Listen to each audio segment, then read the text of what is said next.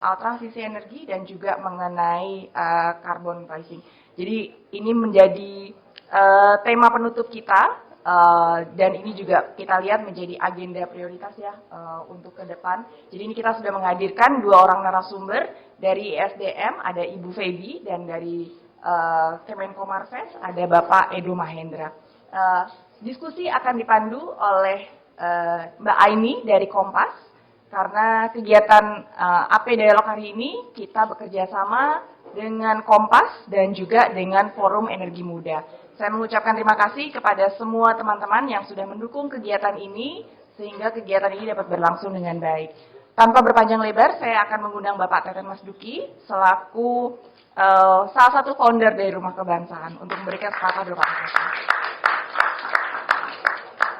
Terima kasih Erika. Selamat malam. Assalamualaikum warahmatullahi wabarakatuh. Salam sejahtera untuk kita semua. Saya atas nama founder Rumah Kebangsaan mengucapkan terima kasih kepada para pembicara, moderator, dan Bapak Ibu sekalian. Rumah Kebangsaan ini digagas dulu oleh Pak Arifin Panigoro, tuan rumah, Pak Yakob Utama, Kompas, dan juga beberapa Pak Marudin Hidayat, saya, bahkan Pak Faisal Basri, Pak Didi Rahbini, banyak lagi tokoh yang lain. Jadi dulu ada tradisi kita diskusi lintas sektor, apa saja yang menjadi concern kita, dan di tempat ini menjadi tempat diskusi. Jadi, ya. Nah, kita concern sekali mengenai transformasi energi ini, ya, karena saya kira selain dengan ekologi reason, memang pemerintah Indonesia juga di 2045 kan memang mau mengurangi emisi, ya, dan kita ingin tahu apakah kan 2045 ini ya targetnya mengurangi konsumsi bahan bakar fosil ya ke energi terbarukan. Dan 2045 ini kira-kira kan 4 kali pemilu ya, 20 tahun akan datang ya. Nah, kira-kira ini kecapai atau tidak? Karena itu ini udah yang keberapa ya kita, Erika? Bukan yang energi. Udah 3 kali kita ngomong energi, yang terakhir kita ngomong soal karbon, benangan karbon. Jadi sekali lagi saya mengucapkan terima kasih. Hasil-hasil diskusi ini memang nanti kita akan dokumentasikan. Di 2014 dari hasil diskusi ini ditulis dalam bentuk buku kepada calon presiden. Ya, jadi itu mungkin kami juga akan siapkan supaya dari hasil diskusi ini bisa berguna juga untuk memandu pemerintahan yang akan datang untuk mengambil kebijakan-kebijakan yang sesuai dengan harapan masyarakat. Selamat malam, terima kasih. Assalamualaikum warahmatullahi wabarakatuh.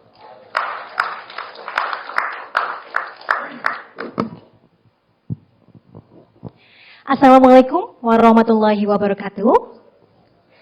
Selamat malam, salam sejahtera bagi kita semua. Om Swastiastu, Namo Buddhaya, salam kebajikan. Ya, Bapak Ibu, rekan-rekan, kita telah hadir di sesi diskusi AP Dialog seri ke-8 akhir tahun 2023. Semoga kita di sini dalam keadaan sehat selalu ya. Saya mohon izin perkenalkan, saya Aini, peneliti dari Litbang Kompas yang akan memandu jalannya diskusi selama 2 jam ke depan. Oke, sebelumnya saya mengucapkan terima kasih kepada Bapak Ibu rekan-rekan yang telah hadir di acara AP Dialog seri ke-8 pada malam hari ini, yang telah menyempatkan waktunya baik secara langsung maupun yang secara online ya melalui YouTube Rumah Kebangsaan Official. Karena meskipun seharian Bapak Ibu di sini telah melakukan aktivitas, tapi tidak menyurutkan semangat kita untuk terus mengembangkan diri dalam diskusi AP Dialog seri ke-8 akhir tahun 2023. Yang tentunya pasti akan sangat menarik dan akan sangat sayang sekali untuk dilewatkan. Baik, kegiatan AP Dialog ini merupakan diskusi publik yang melibatkan sejumlah narasumber, seperti di sini telah hadir dua narasumber kita, yakni Bapak Edo dan juga Ibu Feby. Kemudian di sini juga kita mengundang para peserta dari berbagai pemangku kepentingan. Ini seperti pemangku kebijakan publik, akademisi, sektor swasta maupun hingga media sosial, hingga media. Kemudian kita ketika berbicara tentang energi bersih ya, dan juga ekonomi hijau. Nah, Indonesia memiliki komitmen untuk mempercepat transisi energi dan juga mencapai net zero emission pada tahun 2060. Hal ini selaras dengan visi misi Indonesia Emas 2045 yang tadi disampaikan oleh Pak Teten, yaitu menurunkan intensitas emisi gas rumah kaca menuju net zero emission. Nah, transisi menuju ekonomi rendah karbon ini merupakan salah satu agenda yang paling krusial yang memerlukan komitmen jangka panjang. Nah, untuk itu tanpa berlama-lama, langsung saja saya akan bertanya kepada narasumber kita. Tapi sebelum itu, izinkan saya membacakan profil singkat kedua narasumber kita. Yang pertama ada Ibu Andria, yang biasa kita panggil Ibu Feby ya, Bu ya.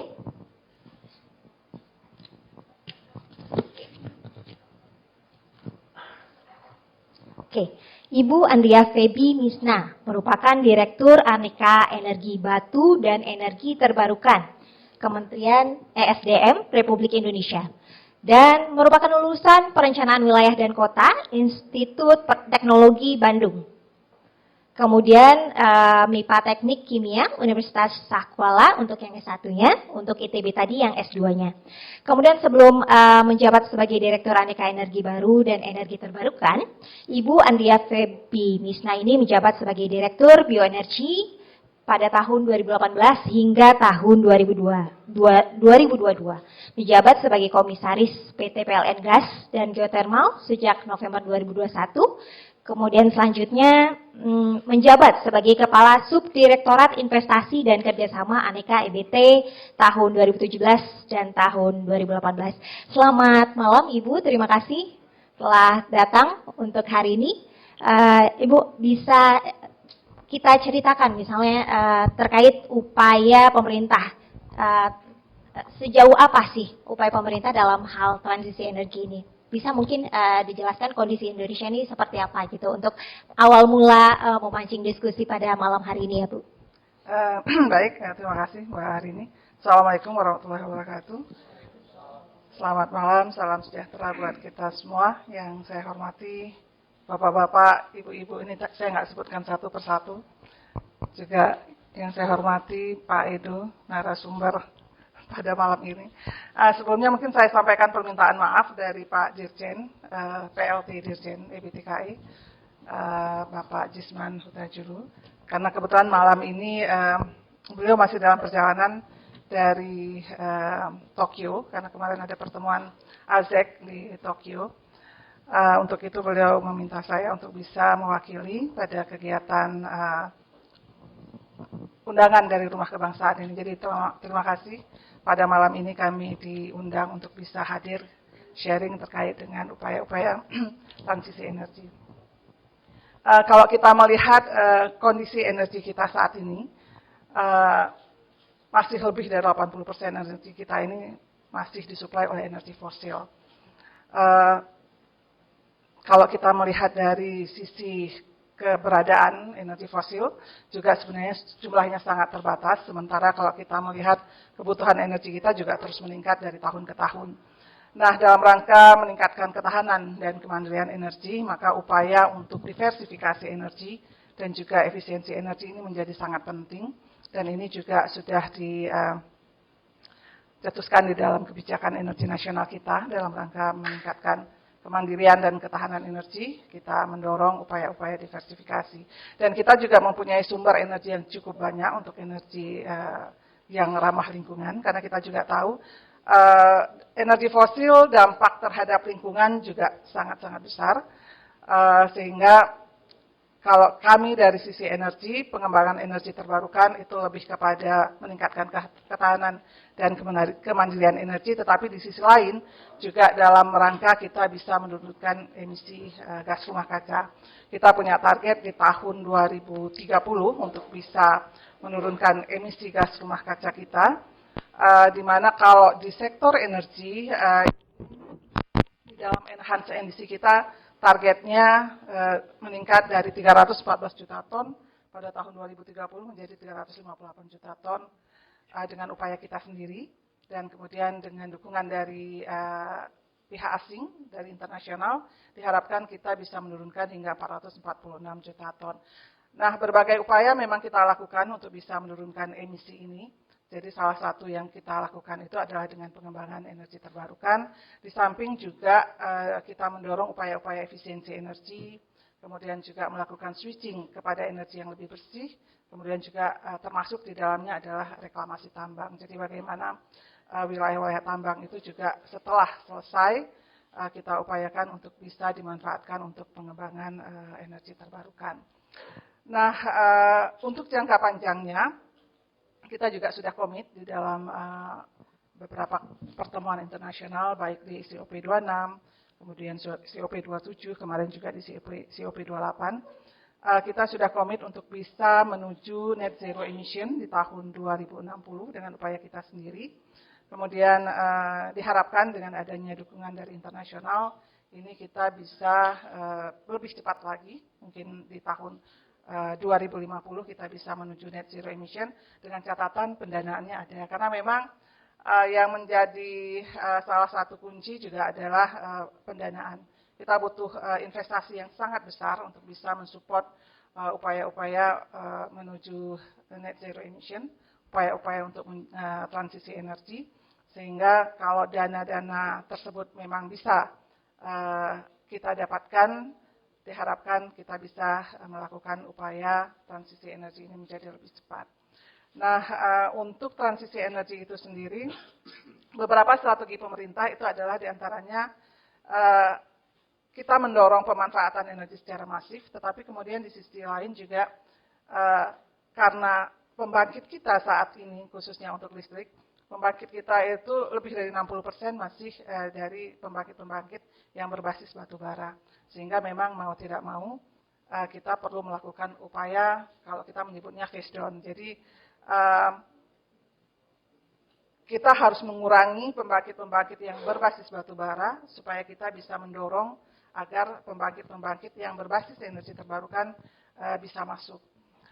Kemudian kita juga mendorong upaya-upaya untuk elektrifikasi, jadi switching dari bahan bakar yang mungkin selama ini kita menggunakan bahan bakar yang berbasis minyak. Ini juga kita dorong untuk bisa menggunakan electric vehicle. Kemudian di sektor rumah tangga juga kita dorong untuk memperkenalkan kompor listrik, jadi switching ke listrik, termasuk juga untuk sektor-sektor pertanian. Jadi sektor pertanian juga kita dorong untuk bisa menggunakan energi listrik untuk menggantikan energi-energi diesel dan lainnya. Nah, ini beberapa upaya yang saat ini kita lakukan. Selain itu juga kita mendorong, kalau kita melihat dari sisi sumber energinya sendiri, energi terbarukan itu kita mempunyai potensi yang sangat besar, kurang lebih ada 3.600 gigawatt, di mana dominasinya itu adalah energi matahari. Jadi kurang lebih ada 3.300 gigawatt potensi kita untuk energi matahari. Nah, ini juga kita dorong untuk pemanfaatan PLTS, apakah itu nanti dalam bentuk yang ground mounted, kemudian juga dalam bentuk PLTS atap, karena kalau misal PLTS ini permasalahannya adalah nanti di lahan, kita membutuhkan lahan yang cukup besar untuk kalau saat ini mungkin dengan efisiensi modul yang ada, 1 gigawatt kita membutuhkan kurang lebih 1 hektar lahan. Jadi bisa dibayangkan kalau kita membangun dalam skala besar, cukup banyak lahan yang kita butuhkan. Nah, dengan memanfaatkan atap-atap yang idle, sebenarnya ini kita bisa mengurangi lahan yang cost-nya juga sangat-sangat tinggi. Nah, kemudian selain itu kita juga mendorong pemanfaatan PLTS terapung. Ini dengan memanfaatkan waduk-waduk yang ada.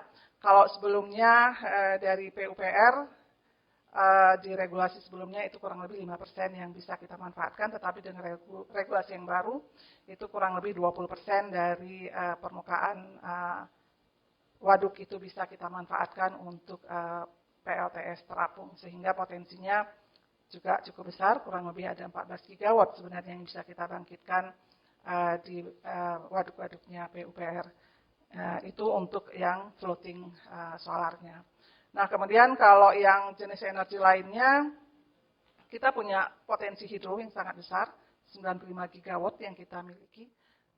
Saat ini kalau kita melihat potensinya, yang dari potensi yang baru termanfaatkan, kurang lebih di kisaran 6 hingga 7 gigawatt, sehingga memang masih cukup besar potensi yang bisa kita manfaatkan. Pemerintah saat ini sudah menyusun roadmap untuk net zero emission, dan saat ini juga kita sedang melakukan review karena pemerintah juga sedang menyusun RUKN untuk 2024 hingga nanti 2045-2060, di mana memang ada penyesuaian di RUKN ini. Kalau kita melihat mungkin di roadmap yang sebelumnya, yang VRE-nya itu sangat besar di tahun 2060. Nah, di RUKN yang baru ini VRE-nya kita sesuaikan. Jadi nanti yang akan tetap dominan itu memang yang VRE yang renewable energy yang non VRE, jadi seperti hydro dan juga yang geothermal. VRE-nya tidak sebesar yang sebelumnya. Nah, ini saat ini kami juga sedang menyusun untuk yang permen untuk net zero emission. Mudah-mudahan dalam waktu cepat, dalam waktu dekat juga bisa kami selesaikan. Cukup banyak PR memang di dalam transisi energi ini, termasuk untuk yang PLTS atap, juga regulasinya yang untuk yang revisi juga masih belum selesai.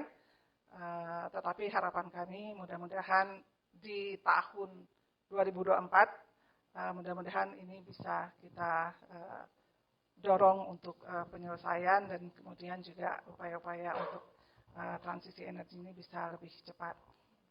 Kalau melihat capaian, kalau untuk yang jangka pendek, target kita 23% di tahun 2025.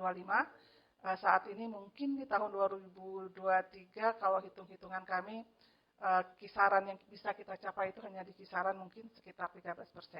Artinya dalam jangka waktu 2 tahun lah ya, sampai akhir 2025, kita harus mengejar target kurang lebih 12% lagi. Ini memang cukup besar target yang harus kita kejar. Mudah-mudahan dengan adanya perbaikan-perbaikan, apakah itu di regulasi, kemudian juga akses pendanaan, mudah-mudahan target-target yang sudah ditetapkan ini juga nanti bisa kita kejar untuk tahun 2025 nanti. Demikian mungkin sekilas dari saya. Terima kasih. Ya, terima kasih Ibu atas pendahuluannya, pengantarnya. Nah, tadi mungkin Ibu menyebutkan kata-kata pendanaan. Kita akan bahas lebih dalam, khususnya dalam bagian carbon pricing nanti bersama Mas Edo selaku Kepala Sekretariat JATP ya Pak ya. Nah, tapi tadi Ibu juga menyebutkan COP ke-28. Kan Indonesia berkomitmen ya di forum konferensi tersebut. Nah, kira-kira apa sih isi dari konferensi COP28 itu, Bu? Kira-kira Indonesia komitmennya itu gimana? Ya, komitmennya sejauh apa gitu? Mungkin Ibu atau Ibu? Silakan. COP28 saya nggak langsung hadir soalnya, jadi mungkin nanti ke Pak Edo yang langsung hadir, yang infonya lebih fresh ya. Lebih fresh ya, oke. Nanti akan saya tanyakan ke Pak Edo nih Pak. Kalau begitu, saya ingin menanyakan terkait tantangan Ibu, terkait tantangan apa sih yang Indonesia sedang alami dalam hal transisi energi ini? Kira-kira apa saja? Iya, kalau bicara tantangan ya cukup banyak sebenarnya ya. Tadi mungkin pertama masalah pendanaan sudah ya, jadi kita butuh dana yang cukup besar. Kemudian permasalahan lainnya kalau kita melihat energi terbarukan itu kan umumnya banyaknya khususnya untuk yang bersifat baseload, ini kan terletak atau terdapat di daerah-daerah yang demandnya kecil. Jadi seperti geothermal, hydro, ini kan di daerah-daerah pegunungan yang memang di daerah tersebut demandnya rendah. Sementara kalau kita melihat dari sisi infrastruktur, transmisinya juga belum memadai. Nah ini yang menjadi concern kita ke depan, bagaimana kita membangun transmisi dari wilayah-wilayah yang saat ini belum terinterkoneksi, untuk kemudian bisa kita bangun transmisi, baik itu di Sumatera, kemudian di Kalimantan, Sulawesi, dan juga Papua, untuk kemudian bisa memastikan sumber-sumber energi terbarukan yang ada di sana nantinya bisa ditransfer ke daerah-daerah yang memang suplainya, daerah yang suplainya banyak, ke daerah yang demandnya banyak. Jadi seperti kalau misalnya kita lihat, sebenarnya kita di Papua, di Mamberamo itu, kita punya sumber PLTA yang cukup besar yang bisa kita bangkitkan, tetapi di sana demandnya cukup rendah. Nah ini yang menjadi concern kita nanti, bagaimana kita membangun infrastruktur transmisinya untuk kemudian bisa kita transfer ke wilayah-wilayah lain di Indonesia. Selain itu juga kita dorong untuk pengembangan beyond dari pembangkit listrik. Jadi apakah itu nanti bisa kita memproduksi hidrogen sebagai storage yang juga kemudian bisa kita transfer ke daerah-daerah lain. Kemudian kendala lainnya masalah SDM, sebenarnya ini juga menjadi salah satu tantangan buat kita. Kalau kita melihat di PLN sendiri, SDM-nya kan sebenarnya basicnya itu adalah fosil. Sehingga ketika kita berbicara masalah renewable energy, mungkin di sisi teknis memang agak sulit, sehingga memang ke depan yang terkait dengan SDM ini juga menjadi concern kita, bagaimana kita mengupayakan agar SDM kita juga siap untuk pengembangan energi terbarukan. Tidak hanya di PLN, tetapi juga di pemerintah dan Pemda dan juga sektor-sektor lainnya. Kemudian akses untuk pendanaan ya.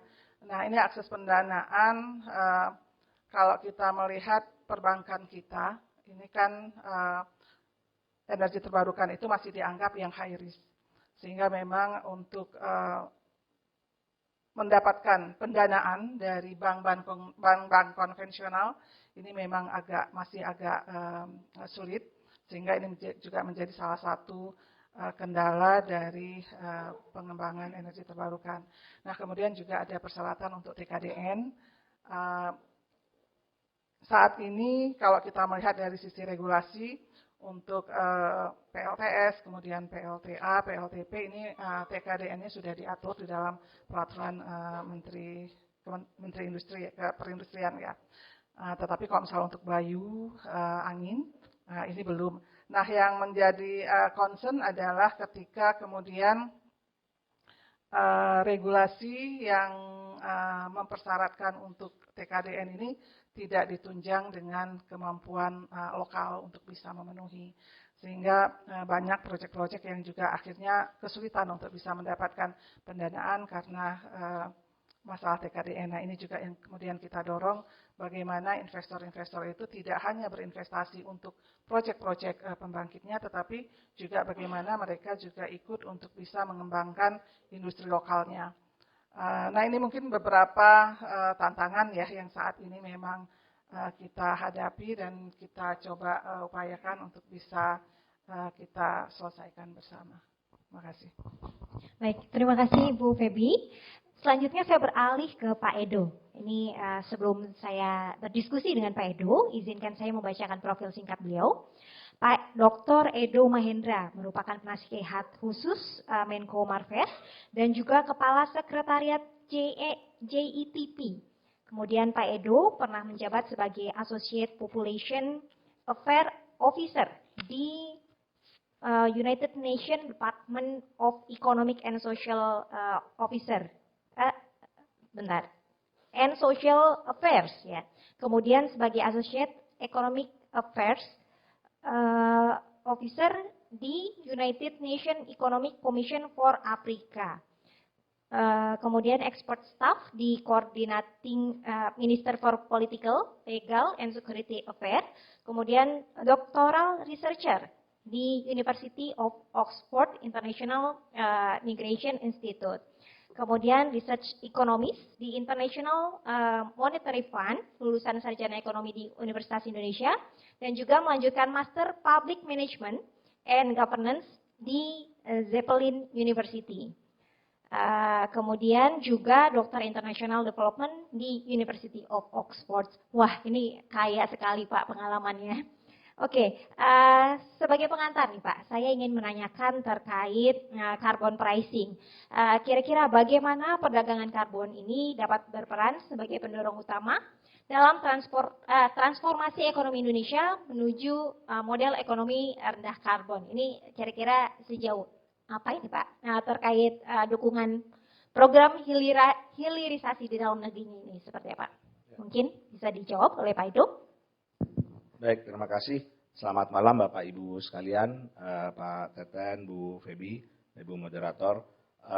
Sebuah kehormatan bisa dihadir berbicara di sini. Di sini saya ditugaskan untuk sharing sedikit tentang carbon pricing dan kaitannya dengan transisi energi. Jadi fokusnya di sana. Nah, yang kedua, karena ini tadinya mimbar akademik, mimbar intelektual, jadi saya bisa agak sedikit gaya bebas. Nah, jadi ini yang akan saya coba karena biar diskusi dan karena penting untuk bisa mendapatkan ide-ide juga yang inovatif, yang terobosan yang bisa kita pakai sehingga kita bisa lebih mengakselerasi transisi energi karena menuju low carbon economy itu keniscayaan, itu secular trend. So 10-15 tahun lagi itu arahnya ke sana. Jadi lebih baik, lebih murah juga kalau kita siap-siap dari sekarang daripada kayak kalau kita belajar kuliah dulu. Lebih enak kita nyicil dari awal daripada belajar sistem kebut semalam. Saya udah pernah melakukan dua-duanya. Yang pasti kalau sistem SKSU saya ngantuk terus besoknya udah lupa semua. Nah, jadi itu yang kenapa itu penting. Nah, sekarang terkait dengan carbon pricing, saya rasa mungkin minggu lalu ya atau 2 minggu lalu pernah ada di sini. Kemudian ada Prof. Indroino juga ya, my colleague juga. Jadi udah cerita dan mungkin saya nggak bisa hadir waktu itu. Jadi saya nggak tahu apa yang udah disampaikan ya. Tapi yang pasti kalau terkait dengan energi transisi, the way kita melihatnya tuh carbon pricing itu adalah supporting system. Jadi sebenarnya bukan pendorong utama. Bisa nggak energi transisi jalan tanpa adanya carbon pricing? Bisa. Vanilla aja bisa. Tetapi kalau ada ekosistem karbon di situ, itu kalau kita nyetir itu ada turbonya. Jadi bisa go turbo kita. Nah, sekarang ekosistem apa yang harus kita bangun?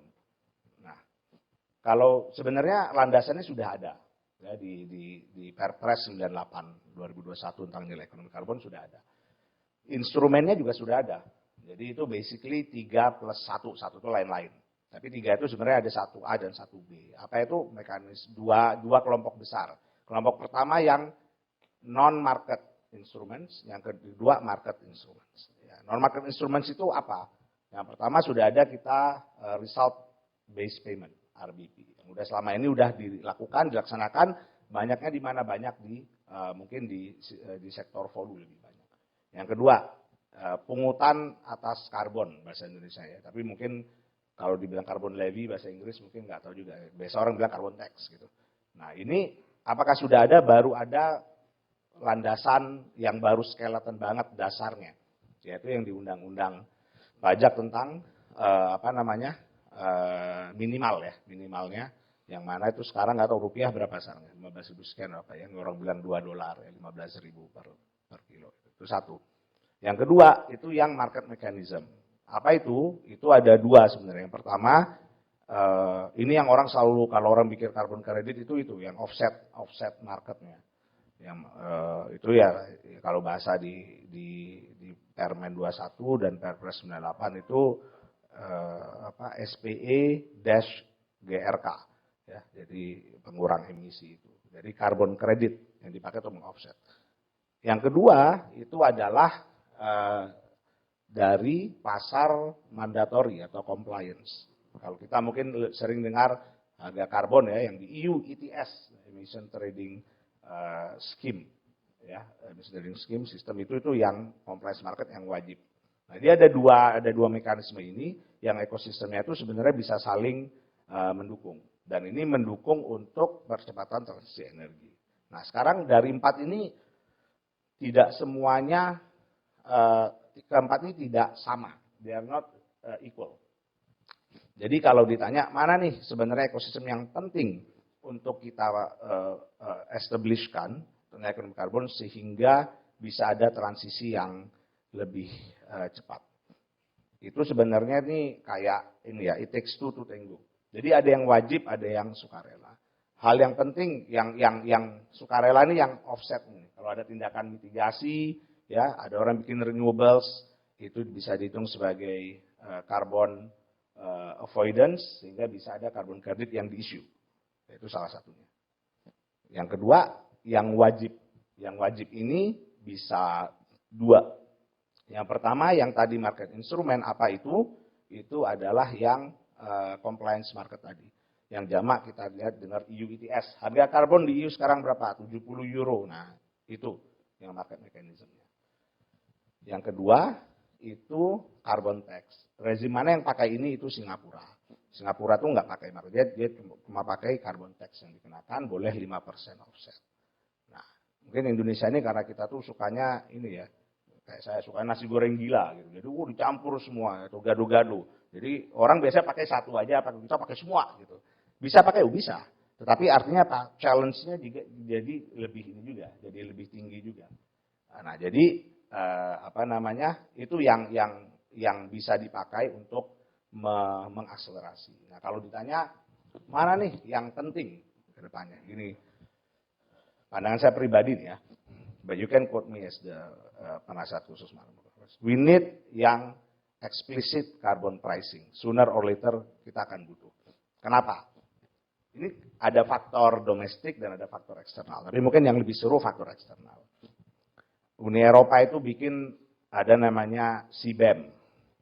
Yang mana itu dikenakan ke 6 sektor ini ya. Terutama iron and steel. Kita mungkin nggak akan kena. Tetapi dugaan saya beberapa bulan lalu, saya sempat satu panel sama dari Swedia yang draft itu. Waktu itu saya cheeky aja saya bilang. Ini sebenarnya ini non-trade barrier type of protectionism. And this is a bit unfair to developing countries. Kenapa? Karena harusnya nggak kayak gini sistemnya. Ya, karena mereka bisa lolos dari WTO. Kenapa? Karena kan bayarnya tidak harus kepada mereka. Pilihannya ada, you bayar negara you or you pay saya. Gitu. Nah, tetapi saya bilang waktu itu, ini dugaan saya ini akan ada proliferasi nih ke depannya. Jadi akan banyak ini CBAM-CBAM lain. Saya sempat debat sama adalah bukan diskusi ya sama profesor ya, economics dari Australia. Bilang, ini in theory ini adalah race to the top. Jadi sehingga semua orang akan decarbonize segala macam. Tapi saya bilang dan beliau, oh ya benar juga kamu. Saya bilang Pak, in reality, in practice, this will be race to the bottom. New era dari high cost economy, new era of protectionism. Dan sekali lagi kegagalan climate justice di sini. Saya bilang, jadi gimana yang ideal? Saya bilang, yang ideal itu adalah yang disampaikan oleh, yang dikemukakan oleh William Nordhaus. Ya, yang dia dapat, bukan Nobel Prize, karena ekonomi itu bukan penghargaan Nobel, itu penghargaan yang dikasih oleh Bank Sentral Swedia untuk ilmu ekonomi. Saya lupa tahun 2018 atau 2019. Dia Pak Profesor ilmu ekonomi lingkungan, dia ngelihat long term, hubungan environmental and long-term economic growth, dan salah satu ide dia itu adalah global carbon tax. Tapi ide ini nggak laku.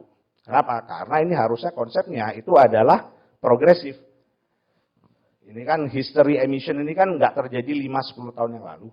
Terjadinya ratusan tahun yang lalu sejak revolusi industri. Rumusnya bisa kita bikin biar adil. Tapi ini sama aja kayak kita misalkan, kita bubarkan kita evaluasi ya hak veto yang Dewan Keamanan. Wah ini nggak jadi nggak bisa. Sama kayak gini. Kalau itu bisa diadopsi itu saya bisa tepuk tangan, adalah something yang di global level bisa. Kenapa? Karena harusnya kalau global carbon tax itu dilakukan dengan rumus yang kayak semacam pajak progresif di level domestik, itu bisa jadi pool untuk bisa membantu negara-negara yang negara-negara yang sedang maju, sedang berkembang, untuk break itu long term relationship antara pembangunan ekonomi dengan emisi, bisa dipakai. Tapi ini kan hard sell. Kebetulan saya juga ngurusin Just Energy Transition Partnership. My counterpart adalah teman-teman dari negara-negara maju G7++. Nah itu memang nggak gampang yang kayak gini-gini gitu. Apalagi kalau disuruh please do pay yang ya 100 tahun ke belakang. Sehingga kita bisa, semua itu bisa bareng-bareng. Karena kalau konsep yang terjadi sekarang ini, semua pada bikin CBAM, 2 hari yang lalu UK ngumumkan. Mungkin kalau belum tahu silakan di Google. UK ngumumkan their own CBAM. Itu RNS. Karena mereka panik, harganya drop. Harga karena dia Brexit ya, jadi dia punya UK ETS sendiri. Wah, ini nanti dia harus bayar ini nih, EU nih gitu. Nah, jadi ini nanti akan bikin, bukan Amerika bikin sendiri, semua bikin sendiri. Kenapa Indonesia penting untuk itu? Karena kalau kita gabung semua, kita bilang ini tidak adil kayak gini. Tapi saya nggak tahu kan kalau koordinasi itu susah ya apalagi tingkat global. Tapi at the very least kalau kita mau siap-siap, ini kita bisa diterima barang kita. Kalau nanti ini kayak gini, saya proliferasi dari 2, geografi atau sektor. Sekarang sektornya baru sektor kayak R&N, steel, all those things. Tapi kedepannya siapa yang menjamin ini tidak mushrooming ke yang lain-lain gitu. Nah, kata mereka bilang gini, jadi apa acuannya kalau kita mau ekspor ini nggak bayar ngikutin harga mereka? Harus ada explicit carbon pricing. Artinya apa? Yang kita yang banyak diskusi tentang carbon offset itu tuh bukan explicit carbon pricing. Itu harganya macam-macam kalau offset itu. Bisa dari harganya kayak harga kacang rebus $1 atau di bawah, atau sampai bisa $600, tergantung pakai apa. Teknologi kah, avoidance kah, reduction kah, segala macam. Direct air capture, CCS itu masih mahal, segala macam. Tapi explicit carbon pricing itu adalah yang either yang kayak di Singapura, carbon tax, atau yang kayak di EU ETS, pakai market mechanism. Nah, itu kalau kita nggak ada, nggak akan diakuin. Ini yang menurut saya ini penting untuk disampaikan. Jadi kita harus ada itu. Nah, terus habis itu pertanyaannya ada tantangannya. Setelah itu adalah bagaimana melaksanakannya. Karena pasti ada trade-off. Semua kebijakan, whatever policy intervention ataupun ada external shock, pasti ada winners and losers. Ya, mungkin net welfare gain-nya positif, tapi pasti ada yang lose. Nah, dalam hal ini tantangannya adalah menyeimbangkan antara competitiveness saat ini, karena pasti terpukul ini. Terus dengan yang tadi kita mau ngikutin trajectory ini enggak gitu. Karena pasti terpukul ini, makanya kita harus ngitung benar-benar.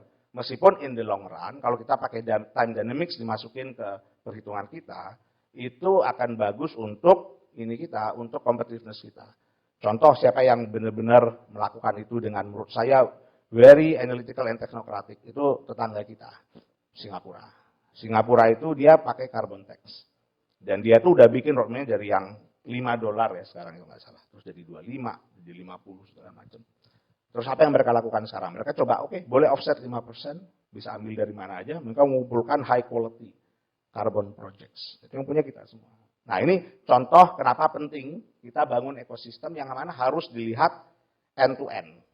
Jadi karena udah banyak sekarang ya teman-teman di media juga, teman-teman di NGO atau di akademia udah bahas tentang carbon market, carbon pricing. Itu saya mohon jangan cuma bahas tentang carbon credit offset, hutan apa itu.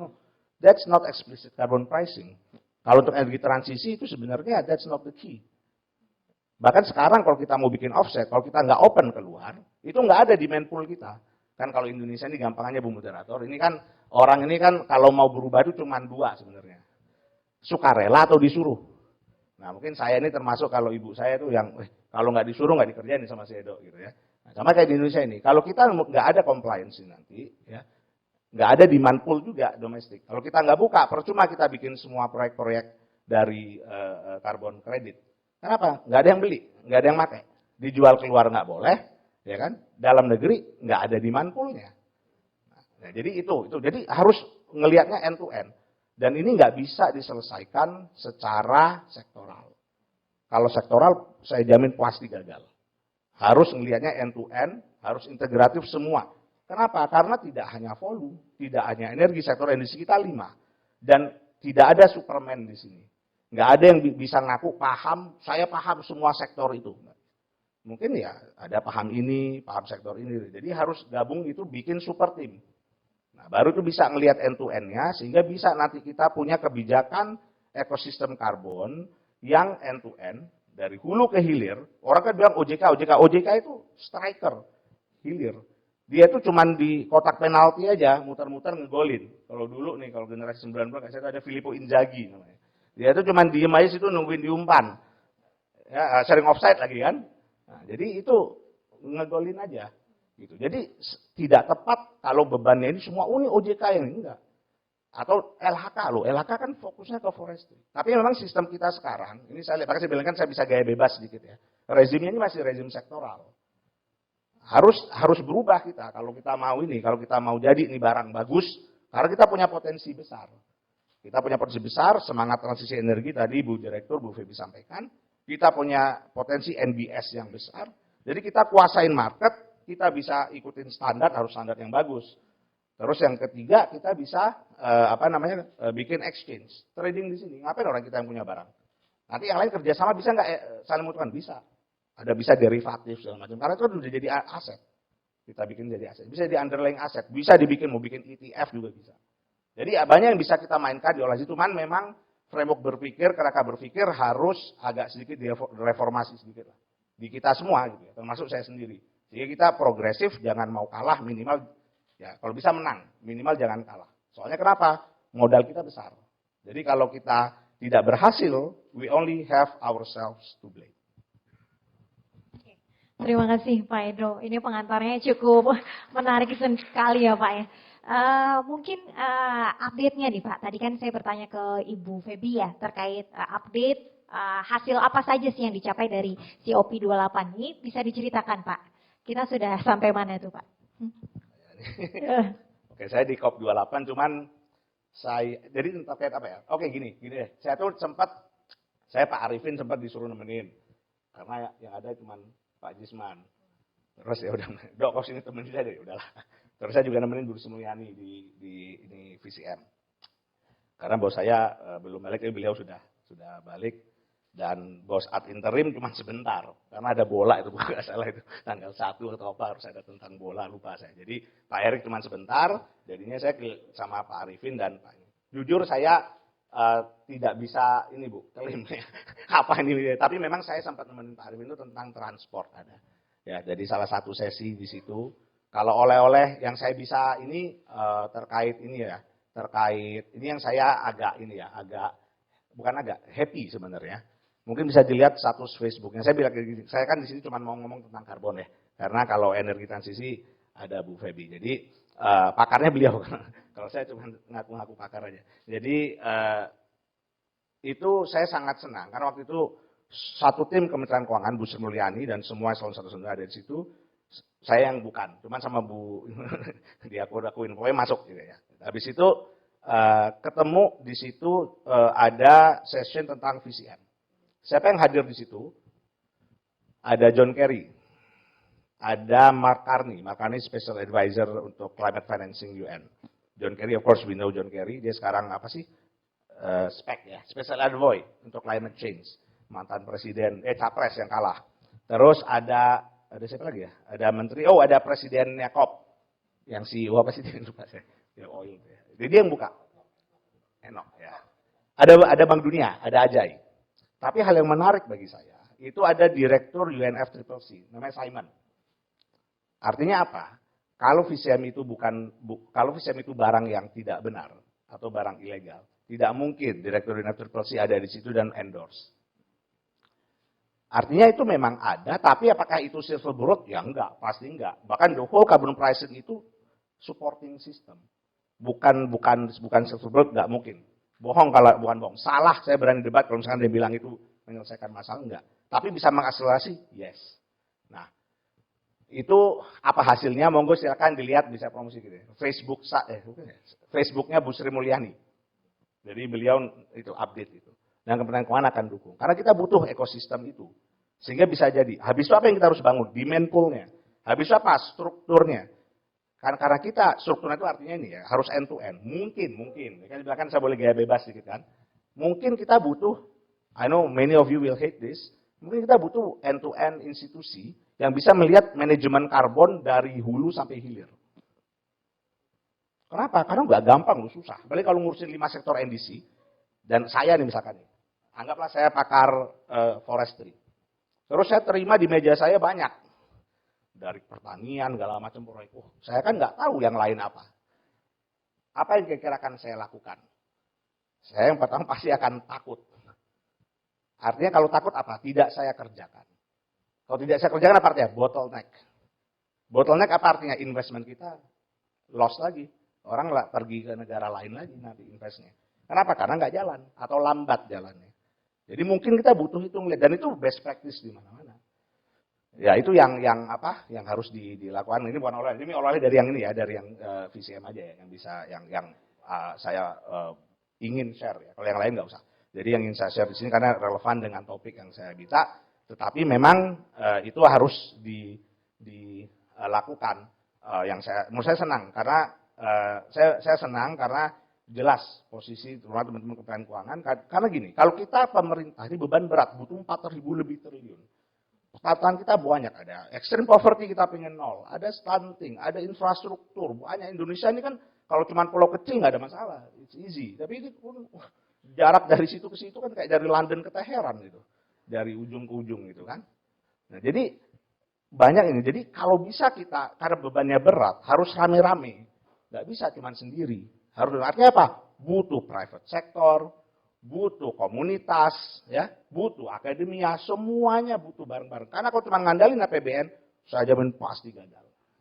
Nggak bisa, nggak bisa itu karena nanti kan kita tuh terkenal macroeconomic management kita tuh top di dunia, dan we have to keep it. Jangan sampai kita jadi Argentina, tiap berapa tahun default gitu. Kita nggak mau jadi kayak gitu kan. Nah jadi ini yang penting oleh-oleh yang saya senang, semoga bisa semakin didorong ke depannya sehingga kita benar-benar ekosistem nilai ekonomi karbon kita benar-benar bisa yang integratif, komprehensif ya, menjunjung transparansi, ya, integrity, clarity, certainty sehingga kita punya credible market ke depannya. Apapun itu rezimnya. It's not an issue, yang penting harus transparan, harus punya integritas, jelas dan pasti. Jelas harus bisa pasti. Karena kalau orang nggak pasti nggak invest orang. Oke, baik. Terima kasih Pak Edo. Nah itu pertanyaan pengantar dari saya. Kemudian saya buka sesi penanya. Kira-kira di sini Bapak Ibu, rekan-rekan ada yang mau bertanya? Oh ya, siap. Silahkan.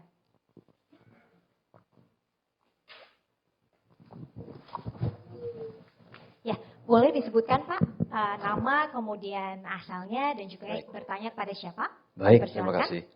Nama saya Edi Suparno. Saya dari DPR RI, Komisi 7. Saya mitranya Bu Febi.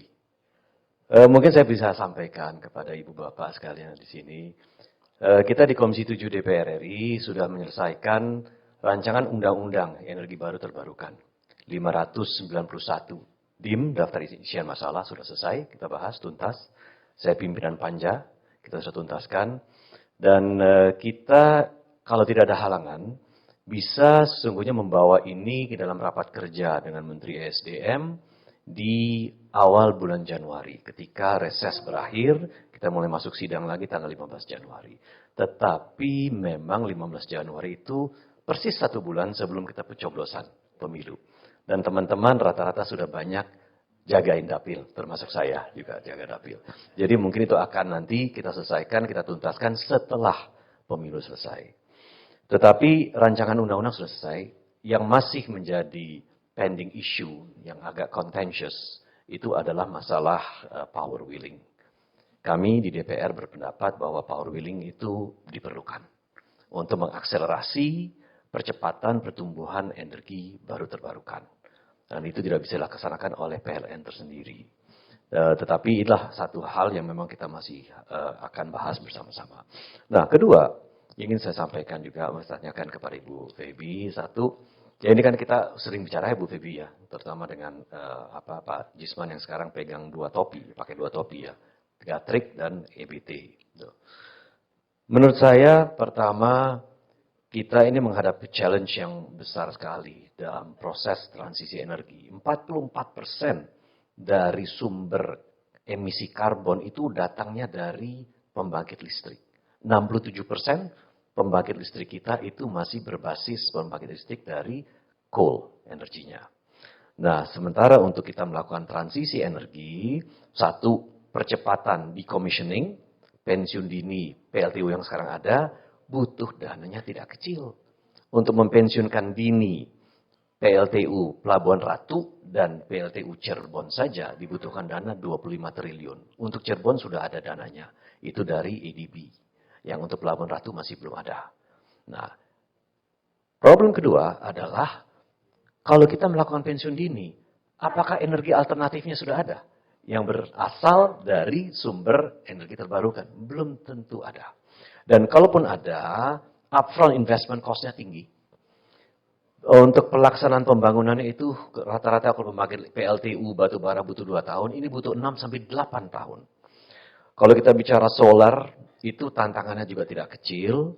Solar itu panel surya yang diproduksi dalam negeri itu masih belum kompetitif. Kita kemarin waktu meresmikan PLTU Cirata, Kementerian Perindustrian itu menargetkan TKDN-nya 60%. Setelah itu diturunkan 40%, realitanya 23%. Kalau ditingkatkan menjadi 40%, menjadi tidak ekonomikal. Jadi ada isu juga dalam industri kita. Bahwa industri kita, ketika kita ingin mengembangkan EBT, industri kita harus menikmati program pertumbuhan EBT itu, karena harus tumbuh industri-industri baru, ternyata saat ini tidak kompetitif. Nah, jadi saya ingin titip pesan, sekaligus ingin menanyakan juga kepada Ibu Feby. Kita ini perlu satu champion, Bu Feby. Satu champion yang bisa membawa isu EBT ini untuk di-bottlenecking di segenap kementerian lembaga. Saat ini PLN, kalau ingin melakukan pembahasan tentang satu isu, itu harus ke Kementerian SDM. Dari Kementerian SDM dilempar ke Kementerian Perindustrian, setelah itu Kementerian KLHK, dan Kementerian Keuangan, dan seterusnya. Harus ada satu orang, satu lembaga, satu pintu untuk melakukan di-bottlenecking ini. Terutama untuk koordinasinya, biar terjadi percepatan. Kan kita ingin mengejar agar ini bisa cepat. Dan saya berharap bahwa proses ini bisa berjalan cepat, bisa berjalan sangat efisien, karena kita sudah merasakan dampak buruk daripada emisi karbon yang saat ini sudah anak saya sudah 4 bulan batuk-batuk, karena memang udaranya sangat buruk sekarang. Nah, tetapi menurut saya PLTU batubara ini memang biang kerok, tetapi untuk menggantinya tidak gampang. Nah, jadi sekarang saya titip kepada Bu Feby dan juga ingin menanyakan, apa sih program the right track saja tidak cukup, Bu Feby. Kita harus pakai the fast track. Nah, fast track itu apa? Itu pertanyaan saya. Terima kasih. Terima kasih Bapak. Mau dijawab dulu atau mungkin ada pertanyaan yang lain biar Ibu Feby juga bisa menyiapkan jawaban? Langsung saja Ibu. Silakan Ibu. Terima kasih.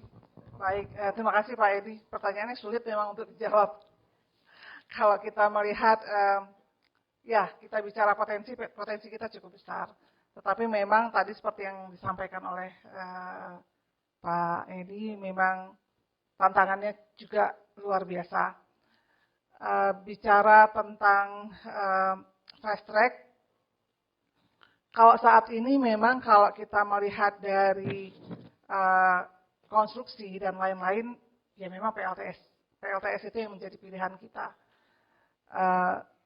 Karena memang dari sisi harga juga sudah semakin kompetitif. Kemudian dari sisi konstruksi juga tidak terlalu lama.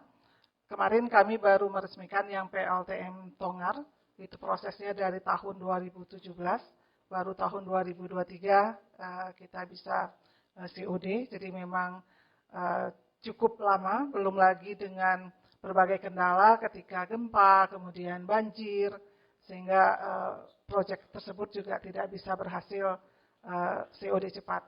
Kemudian seperti PLTA yang Jati Gede, juga yang harusnya COD 3 bulan yang lalu saya ke sana, mereka janji tanggal 22 Desember, itu pas hari Ibu, karena kebetulan saya perempuan yang ke sana, diharapkan bisa COD, tapi kemarin mereka menyampaikan bahwa dengan segala upaya yang sudah dilakukan, ternyata tanggal 22 Desember juga tidak bisa COD, karena memang kemarin kita mengalami masa El Nino yang cukup panjang, sehingga mereka juga untuk uji coba penggenangan air juga tidak memungkinkan karena ketersediaan airnya juga sangat terbatas. Jadi untuk PLTA ini juga menjadi tantangan tersendiri buat kita ketika kelestarian lingkungan itu juga tidak terjaga, dan juga tadi climate change ya, yang menyebabkan banyak hal yang tidak bisa kita hindari. Agak sulit Pak kalau misal memang dengan kapasitas yang sangat besar. Tetapi yang kita dorong sekarang sebenarnya untuk yang pembangkit mungkin memang agak sulit kalau kita bisa mengejar dalam waktu cepat. Karena di satu sisi kita juga membutuhkan listrik juga dengan harga yang affordable. Nah, ini mungkin yang juga harus kita kejar adalah yang beyond dari pembangkit. Jadi apakah itu di sektor transportasi, sekarang kalau kita melihat biofuel, kalau kita melihat dari capaian NDC kita, saat ini capaian dari penurunan emisi sebenarnya melebihi dari target. Dan yang paling besar itu berasal dari biofuel. Kemudian baru disusul oleh energi terbarukan, kemudian juga upaya efisiensi energi. Saat ini kita juga mendorong untuk hidrogen, tetapi itu juga tidak bisa fast track karena memang butuh waktu yang lama untuk bisa kita dorong di sektor transportasi maupun di sektor industri. Karena memang kalau kita melihat dari sisi harga pun hidrogen sekarang juga masih sangat mahal, jadi memang sulit untuk bisa kita kejar. Tetapi ya memang kita perlu berbagai kolaborasi lah untuk bisa memanfaatkan segala potensi yang kita ada. Untuk geothermal juga saat ini juga itu tidak mudah karena memang mungkin nanti Pak Satrio bisa cerita lebih banyak untuk yang tantangan yang ada di geothermal sendiri. Ya memang kalau mau kita dalam waktu dekat, ya harusnya memang bisa yang PLTS. Tetapi memang untuk on-grid ini juga menjadi kendala dengan PLN. Jika memungkinkan memang kita dorong sebenarnya adalah untuk yang off-grid di mana baterai, kalau misal baterainya itu bisa murah, sebenarnya untuk yang PLTS off-grid ini sebenarnya sangat-sangat menjanjikan. Hanya sekarang yang juga masih menjadi kendala adalah harga baterainya juga masih cukup mahal. Jadi memang untuk yang dalam waktu yang pendek ya memang masih agak sulit. Tetapi kita terus mengupayakan supaya yang target-target yang sudah kita tetapkan ini mudah-mudahan bisa kita capai. Regulasi mudah-mudahan nanti dengan adanya RUU EBET ini juga bisa mempercepat upaya kita untuk mendorong ataupun mengakselerasi pengembangan energi terbarukan. Tidak memuaskan saya yakin, tapi itu yang bisa saya jawab. Terima kasih. Terima kasih Ibu. Mungkin ada tanggapan dari Pak Edi? Ya memang Ibu tidak mudah ya. Di saat kita ingin melakukan transisi energi, kita menghadapi kondisi PLN yang saat ini over capacity, 6,3 gigawatt. 6,3 gigawatt artinya PLN harus membayar untuk 1 gigawatt itu 3 triliun rupiah untuk energi yang dia tidak pergunakan, ya tidak beli. Tetapi harus tetap dibayar. Jadi 21 triliun setiap tahun kita harus keluarkan untuk energi yang tidak kita konsumsi.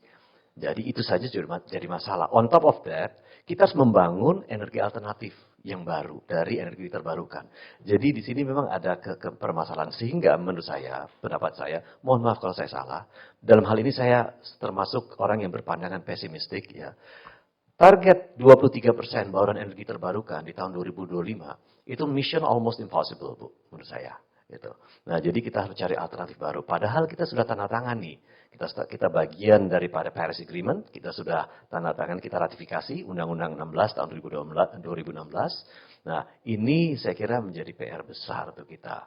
Apalagi kita sekarang harus betul-betul fokus untuk transisi energi secara cepat. Kalau tidak, kita tidak menjadi kompetitif.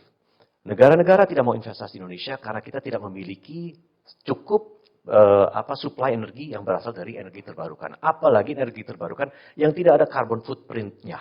Itu juga jadi isu. ekspor kita menjadi sulit diterima di luar negeri ketika tidak berasal dari proses produksi yang berasal dari energi terbarukan. Jadi menurut saya tantangannya besar sekali. Saya kebetulan ya saya sebagai wakil ketua Komisi 7 di DPR mungkin posisinya tidak berbeda dengan Ibu ya. Dalam artian ya saya kan bisanya cuma ngeluh-ngeluh aja gitu Ibu ya. Sementara Ibu kan yang sehari-hari mengerjakan itu. Tetapi dalam hal ini saya pastikan bahwa kami di Komisi 7 akan bermitra serius dengan Ibu untuk mencari solusi. Mungkin itu saya sampaikan. Terima kasih. Terima kasih Pak Edi atas pertanyaannya. Ibu mau menanggapi lagi atau tidak? Cukup ya. Ya, kita lanjutkan. Ada pertanyaan lagi? Silakan. Ada Bapak ini. Ya, boleh. Selanjutnya nanti yang di belakang. Bapak ini dulu. Ya. Assalamualaikum warahmatullahi wabarakatuh. Nama saya Eka Satria. Saya dari Merco Power. Mungkin saya ingin sedikit kasih input atau feedback. Kalau saya kan mewakili istilahnya dari supply side ya. Dari yang nantinya memberikan energi bersih ke sistem gitu ya. Jadi kalau kami keluhannya, tadi kan kita bicara, Ibu cerita mengenai dibutuhkan financing dan lain sebagainya gitu ya. Dan gimana isu teknologi sama TKDN. Kalau kami dari pengembang sebenarnya simple Bu. Kalau memang industrinya itu bisa memberikan return yang wajar, ya kan ya, kami percaya bahwa akan banyak investasi yang masuk gitu ya. Nah, jadi problem di kami itu sebenarnya simple. Kita lihat bahwa keekonomian dari harga listrik sekarang ini kan bukan dengan harga keekonomiannya gitu ya. Semua energi fosil itu tanda kutip itu disubsidi gitu ya. Sementara kami pemain renewable harus bersaing. Di negara lain malah dikasih insentif. Jadi satu, bagaimana caranya kita bisa bersaing ya dengan energi fosil yang sudah disubsidi. Ya kan ya? Di sisi lain, Pak Edo cerita tadi, salah satu instrumen yang bagus itu adalah either ada carbon tax yang nanti memberikan hambatan kepada orang yang menggunakan karbon, atau ada REC yang bisa dijual untuk insentif dan lain sebagainya. Itu pun belum kelihatan gitu ya. Jadi kami nggak ngelihat bahwa target 2000 kalau nggak salah 2021 itu bauran energinya renewable 11,5, 2022 kaget dari turun karena yang karbonnya masuk. Ya mudah-mudahan naik. Jadi saya setuju sama Pak Edi. Kami dari pengembang nggak yakin Pak. Dalam waktu 2 tahun tahu-tahu timbul gitu. Nah, sementara kami ngelihat dari demand side-nya, kami dari supply side. Demand side itu kami lihat ada 2 hal. Kalau kami ingin bermain renewable, sistemnya nggak siap. Teknologinya, jaringannya, isu tadi Bapak cerita power wheeling itu penting Pak. Tanpa adanya power wheeling itu, nggak bisa VRE itu bisa jalan. Sementara itu kalau itu nggak dibuka, itu saya rasa itu menghambat. Dan we are more than happy ketemu Bapak untuk menceritakan dari pihak kami betapa pentingnya power wheeling ini untuk kesuksesan VRE masuk ke sistem. Dan yang lebih penting lagi, nah ini yang membuat kami cukup frustasi, sebenarnya at the end, ujung-ujungnya regulasi. Nah itu harapan kami Pak Edi, undang-undang EBT ini benar-benar undang-undang nanti yang mendorong hal tersebut. Ya. Jadi kami melihat yang namanya financing, teknologi, TKDN, sebenarnya kalau yang 4 tadi Bu, dari supply-nya positif, dari demand-nya juga mendukung, bisnisnya pasti jalan. Nah untuk itu saya ada beberapa pertanyaan Pak. Ya kan ya, mungkin untuk tadi kan Ibu bicara mengenai bahwa Indonesia ini potensinya 3.800 gigawatt. Yang kepake cuman berapa? 60 gigawatt. Saya suka bertanya, ini kan potensi besar. Zaman dulu tahun 40, 50, 60, potensi energi ini kan jadi potensi untuk sumber devisa. Sambil kita create demand. Kalau sekarang kan kita punya demand very centralized, di situ-situ aja, harga jadi kontrol, bagaimana mekanisme pasar bisa jalan. Jadi harapan kami sebenarnya dari segi pengembang ini, yes, tadi Pak Edi cerita bahwa PLN sekarang kelebihan power, kita punya sumber daya, kenapa nggak ini juga dianggap sebagai komoditi? Sebenarnya komoditi, energi juga komoditi kan ya. Zaman dulu kita punya LNG, kita punya gas, kita punya coal, kita punya semua energi, kita ada polisinya. Sebagian LNG itu kita jual, ya kita jadi salah satu pengekspor, sebagian kita pakai untuk domestik. And yet kita buka marketnya gitu ya. Jadi pertanyaan saya simple.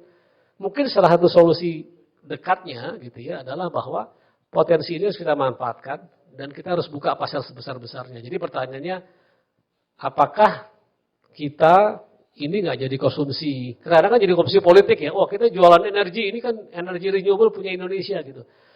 Apakah ke depannya ya hal-hal yang sifatnya membesarkan market itu dibuka Pak, terutama karena ini dengan tanpa begitu sumbat botolnya nggak kebuka satu ya. Yang kedua mungkin pertanyaan saya mungkin harapan ke Pak, jadinya nanya malah ke Pak Edi nih. Jadi yang undang-undang EBT itu mungkin kalaupun ditunda sebenarnya nggak apa-apa Pak, asal nanti isinya itu benar-benar proper.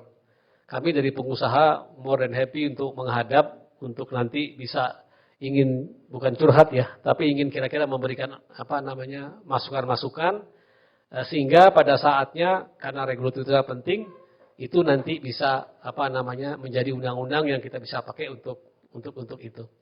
Nah, yang terakhir yang masalah isu mengenai carbon market itu Pak, mungkin ada lagi sebenarnya insentif yang kita butuhkan. Carbon market is one thing ya, artinya kita kan punya ini. Sebenarnya REC Pak, REC ini kan sebenarnya kalau kita pengembang, kita punya additional value dari REC-nya. Nah sekarang REC-nya ini kan juga ternyata REC sekarang ini karena market kita dengan PLN, itu REC-nya sekarang diambil sama PLN. Itu pun juga akhirnya kita pernah ribut ya, sempat ya. Itu pun juga mungkin ini satu hal yang kita harus bicarakan. Gimana caranya insentifnya juga diberikan, misalnya dengan pembagian yang sama dan lain sebagainya, sehingga kami sebagai pemain juga bisa menikmati. Mungkin ini kayak lebih sedikit keluh kesah nih Pak sebagai pengembang. Yang mudah-mudahan ini bisa jadi masukan buat terutama Ibu Febri sebagai regulator, Pak Edo yang tentunya nanti mendorong isu karbon ini, dan tentunya mohon nanti Pak Edi input-input ini bisa menjadi masukan kepada undang-undang EBT berikutnya gitu. Makasih. Terima kasih Pak Satria. Mungkin saya mulai dari Pak Edi ya, gantian. Bagaimana tanggapannya Pak terkait carbon market tadi yang ditanyakan oleh Pak Satria? Saya pengen nanggapin yang REC itu ya. Jadi kalau REC sama carbon itu sebenarnya itu either or Pak. Dan REC itu bisa take off kalau kita idealnya punya renewable portfolio standard RPS. Jadi dan tidak selamanya harus carbon credit gitu. Contoh di Korea. Di Korea itu pricing dari yang REC itu jauh lebih mahal daripada yang carbon credit mereka punya. Jadi offset mereka itu lebih drop ya, lebih kebalik gitu ya. Kenapa? Karena mereka punya RPS di situ. Wajib nih renewable portfolio untuk tiap-tiap ininya. Jadi mau nggak mau apa itu jadi kayak another demand pool. Sehingga mau nggak mau kan mereka harus cari untuk at least mereka terima energinya itu dari yang tidak brown gitu ya, atau dari green lah idealnya gitu. Nah, jadi kalau untuk REC emang ningkatinnya harus itu. Cuman kalau prinsip ya tadi ya Pak Eka sampaikan, kalau saya ini gaya bebas sedikit ya. Kalau bagi saya, kalau kue, kalau saya lebih prefer kuenya tuh gede. Mungkin kalau kuenya tuh diperbesar, itu mungkin akan lebih besar saya dapat sebagai individu daripada saya cuman kekepin kuenya sendiri. Kalau agak sedikit itu kayak ini Pak, kalau main game teori itu stack hunt. Gamenya itu ini berburu rusak, Lebih baik daripada kita harus bisa dapat rusak daripada kalau kita sendirian dapatnya marmut. Gampangnya gitu. Jadi ini makanya saya bilang agak gaya bebas dikit. Cuman dan ini kalau menurut saya ini yang akan dilakukan Singapura dengan carbon credit yang mereka koleksi sekarang plan. Dengan mereka banyak MOU untuk koleksi high quality carbon credit. Yang beli siapa? Yang beli private. Kegunaan buat apa? Offset mereka 5%. Terus itu sisanya gimana? Ya ini dong. Jadi inventory. 5-10 tahun lagi setelah 2030 itu harganya bisa berlipat-lipat. That's why you buy low, you sell high. Habis itu cuannya gimana ya bagi-bagi. Bisa bagi dengan ini ya pemerintah apa. That's how we should play the game kalau saya ini ya. Tapi kan ini gaya bebas dikit. Jadi idealnya kalau saya gitu. Jadi jadiin ini stack hand game, dapetin rusaknya, jadiin kuenya menurut saya yang akan saya dapatkan pun lebih besar daripada saya bikin kue sendiri. Baik. Terima kasih Pak Edo. Dari Ibu Feby sendiri? Baik, mungkin saya menanggapi sedikit tadi yang pernyataan Pak Eka ya. Ya memang sebenarnya kita kan satu perahu ya Pak. Karena kalau dari sisi kami ya memang mengharapkan ada insentif, ada subsidi untuk renewable energy. Tetapi memang yang punya peran untuk insentif ya tidak di Kementerian SDM. Nah ini juga yang sulit ya. Kalau kita melihat subsidi, ini kalau di data yang kami pegang saat ini status Oktober 2023, realisasi subsidi untuk yang BBM dan LPG itu 78 triliun. Sementara untuk yang listrik itu 54,3 triliun. Nah, listrik juga cukup besar di mana ketika harga yang renewable itu masuk, itu kan pastinya masuk ke dalam subsidi juga. Ketika harganya tinggi ya, lebih tinggi dari BBP, nah ini juga akan masuk ke dalam subsidi listrik ini.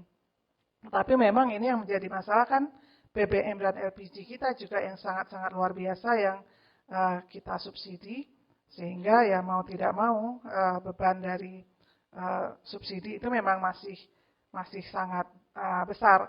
Kalau kita sih memang mendorong bagaimana subsidi itu bisa dialihkan mungkin ke energi terbarukan, tetapi juga konsekuensinya harga akan naik.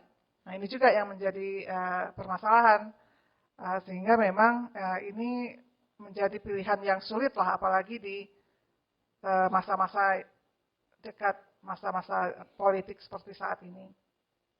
Kemudian terkait dengan potensi untuk membuka pasar. Kalau kita melihat dari sisi regulasi ketenaga listrikan, ekspor listrik itu dibolehkan. Tetapi ya kemudian permasalahannya kan tidak hanya di Kementerian SDM ya. Masih ada KL-KL lain yang juga berkepentingan di situ, sehingga ya memang untuk yang ekspor listrik ini juga masih menjadi tantangan tersendiri. Tetapi kita mengupayakan Pak untuk yang ekspor listrik, apakah itu nanti ekspor energi, apakah itu nanti dalam bentuk listrik ataupun nanti dalam bentuk hidrogen yang rencana kita juga akan kita dorong, kita kembangkan, karena seperti tadi yang disampaikan oleh Pak Edo, tadi Pak Edo yang menyampaikan atau Pak Edi ya, bahwa sebenarnya bisa menjadi devisa kan, potensi yang besar itu bisa menjadi, malah Pak Eka mungkin tadi yang menyampaikannya, bahwa potensi itu menjadi devisa. Kalau dulu kita mengekspor minyak, gas, saat sekarang juga batu bara, nah ke depan itu renewable energy sebenarnya yang bisa kita dorong untuk bisa kita ekspor. Tetapi ya itu tadi, ekosistem di dalam ini yang mungkin memang harus sama-sama kita dorong untuk memungkinkan agar ke depan kita bisa menjadi pengekspor dari renewable energy, apakah itu nanti dalam bentuk listrik, apakah itu nanti dalam bentuk hidrogen ataupun green hidrogen ataupun green amonia, di mana sumber-sumber energi terbarukan kita yang cukup besar yang bisa kita manfaatkan untuk memproduksi baik itu green hidrogen, green amonia ataupun listrik yang berbasis energi terbarukan. Pada prinsipnya kita mensupport itu Pak, termasuk tadi yang disampaikan oleh Pak Edi untuk power wheeling. Sebenarnya dari Kementerian SDM juga mensupport untuk power wheeling, tetapi kan diskusinya memang cukup panjang ya, Jadi ya ini ya memang masih menjadi diskusi yang cukup panjang. Terima kasih. Ya, terima kasih Ibu. Ada tanggapan mungkin dari Pak Eka? Oke, silakan sebentar Bapak yang sebelah sana dulu. Silakan. Tes. Selamat malam semuanya, saya Klorinda dari WRI Indonesia. Mungkin menanggapi pertama terkait hasil yang dari COP28 gitu ya, kan salah satu dokumen yang penting yang muncul itu adalah Global Stocktake kayak gitu kan. Dan di situ memang jadinya negara-negara itu intinya dibilang bahwa kita belum mencapai trajektori yang tepat lah gitu menuju target yang udah kita set waktu Paris Agreement 2015 ke belakang kayak gitu. Sehingga negara-negara ini diminta untuk lebih ambisius lagi gitu dalam climate targetnya mereka seperti itu, termasuk Indonesia kayak gitu. Dan lebih ambisiusnya seperti apa gitu. Nah, beberapa encouragement gitu yang akhirnya diberikan gitu ya atau diputuskan saat COP itu ya termasuk dalam hal energi gitu, gimana memang renewable energy bisa di tripling lagi gitu dari segi kapasitasnya. Kemudian energi efisiensi improvementnya itu juga bisa di doubling lagi rate-nya seperti itu. Dan termasuk transition away dari fossil fuel. Dan kalau misalnya kita lihat dokumen NDC yang kita punya sekarang kan memang belum sesuai trajektori 1,5 derajat gitu kan, masih ke arah 2,8 derajat. Dan jadi sudah pasti gitu ya, karena tiap negara di urge gitu ya untuk merevisi NDC-nya, Indonesia pun harusnya pasti akan merevisi gitu. Nah ini mungkin kalau kita lihat dari dokumen CIPP gitu ya, dari JP, sebenarnya sudah ambisius gitu ya Mas Edo, dan harapannya gitu ya, apakah ini bisa gitu nantinya disinergikan dengan NDC-nya Indonesia gitu. Jadi payungnya memang payung resmi gitu, dokumen target iklimnya Indonesia seperti itu. Kemudian pertanyaan selanjutnya adalah dari segi implementasinya seperti apa mungkin, karena kalau tadi Pak Edi bilang sekarang ambisius, udah dibilang ambisius dan sulit diimplementasikan, gimana mau lebih ambisius lagi gitu kan. Cuma mungkin kuncinya salah satunya itu tadi udah ada beberapa keyword yang sebenarnya dimention gitu ya, dari carbon pricing, power wheeling, TKDN gitu. Semuanya isu-isu penting yang sebenarnya memang harus digodok di Indonesia gitu ya, supaya kita pun enggak terlambat gitu mencapai targetnya kita gitu. Nah untuk power sector pun sebenarnya kenapa dekarbonisasi power sectornya itu menjadi sangat penting gitu ya, dan harus accelerated, karena dengan kita mendekarbonize power sector, kita bisa mengunlock berbagai teknologi rendah karbon kayak EV, terus electric boiler, yang sebenarnya bisa membantu Indonesia untuk mencapai target iklimnya itu gitu. Nah terkait itu pun mungkin salah satu yang tadi menarik juga dari Mas Edo terkait supply chain gitu ya. Jadi bagaimana global south countries gitu ya, termasuk Indonesia, itu kita semua itu menjadi rumah dari supply chain untuk produk-produk yang dikirim gitu ya, atau di trade ke global north gitu, ke developed countries. Dan di sini tricky-nya adalah mungkin dari segi industrinya kita gitu ya, pertanyaannya apakah industri kita udah ready gitu untuk menghadapi tadi external pressure dari kebijakan-kebijakan seperti CBAM gitu. Belum lagi tunggu CBAM di negara lainnya nantinya. Mungkin kalau dari segi companies yang multinasional, mereka sudah banyak yang sadar gitu ya, dan udah mulai trickling down effortnya mereka, komitmennya mereka ke supply chain mereka yang ada di Indonesia contohnya kayak gitu. Cuma bagaimana dengan companies yang memang nasional juga di Indonesia gitu. Dan di sini juga mungkin salah satu challenge gitu yang karena kita seringnya ngobrolin tentang power sector gitu ya, tapi konsumsi energi yang terbesar dari industri itu justru di heatnya gitu, pembakarannya gitu, nggak di listriknya kayak gitu. Walaupun mungkin ujungnya dalam jangka panjang solusinya salah satunya adalah elektrifikasi gitu. Cuma untuk sekarang heat itu seperti apa gitu transisinya. Dan di sini sudah banyaklah company yang akhirnya pusing gitu ya untuk memikirkan gimana kita bisa mentransisikan energi panasnya mereka seperti itu. Kemudian dari segi pemerintahnya sendiri gitu ya, bagaimana pemerintah di developed countries itu pun di global north bisa memberikan kemudahan dan membantu developing countries untuk transisi seperti itu. Misalnya dari CBAM, walaupun kita punya kemudahan kayak 1 tahun periode transisi seperti itu ya, cuma apakah ada lebih banyak lagi pengecualian gitu dan adjustment terhadap developed countries seperti Indonesia gitu untuk berusaha menyesuaikan kebijakan tersebut gitu. Dan dari government internalnya di Indonesia sendiri gimana kita bisa siap gitu, gimana government itu punya leadership, ownership untuk mendekarbonisasi industrinya gitu, sehingga industri kita yang tadi dibilang juga gimana kita bisa lebih kompetitif gitu di market-market luar, karena pesaing kita pun ya pesaing-pesaing di sekitar kita gitu, di Southeast Asia countries yang lainnya, di India, di China, seperti itu yang mungkin pace untuk dekarbonisasinya udah lebih cepat. Kemudian mungkin terakhir gitu ya, dari semua si transisi dan measures-nya ini kan sebenarnya ujung-ujungnya butuh dana gitu ya, butuh pendanaan yang besar. Nah, dari COP kemarin itu juga sebenarnya akhirnya di urge gitu ya, untuk negara-negara maju gitu ya, developed countries, untuk betul-betul fully deliver pendanaan yang mereka janjikan 100 billion per tahun gitu, untuk developing countries gitu. Dan yang selama ini itu sebenarnya sudah dijanjikan dari sejak Paris Agreement, tapi nggak pernah kejadian gitu sampai sekarang.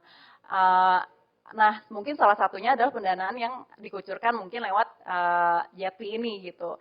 Nah, bagaimana akhirnya pemerintah Indonesia juga bisa mempunyai daya dorong yang cukup kuat gitu untuk para developed countries ini untuk betul-betul bisa atau global south lah, maksudnya nggak cuma Indonesia tapi global south countries untuk bisa mendorong si developed countries ini untuk benar-benar merealisasikan janjinya.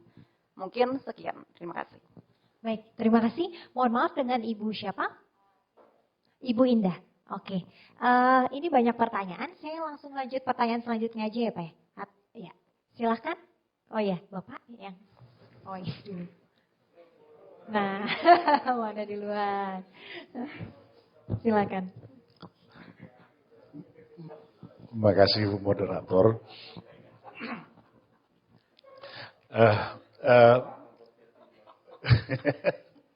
Jadi nggak enak saya sama Fabi. Duluan aja deh. Saya itu kebetulan sudah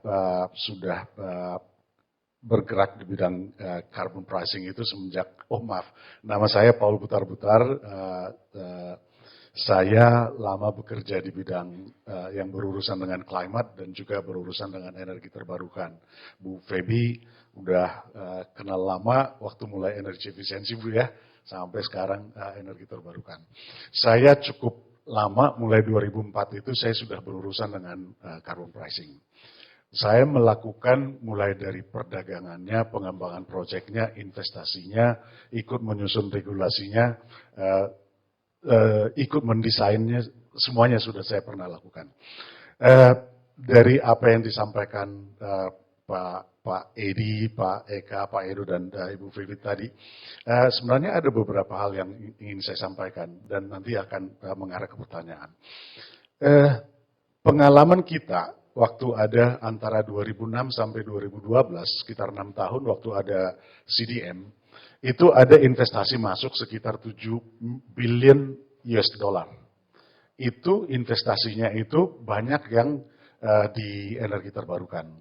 Banyak investor yang datang berinvestasi di pengolahan biogas, di berbagai pabrik kelapa sawit, berbagai pengolahan tapioka, ada juga di hydro dan macam-macam. Ada 7 triliun. Ada 47 juta ton carbon credit yang sudah dihasilkan dan dijual.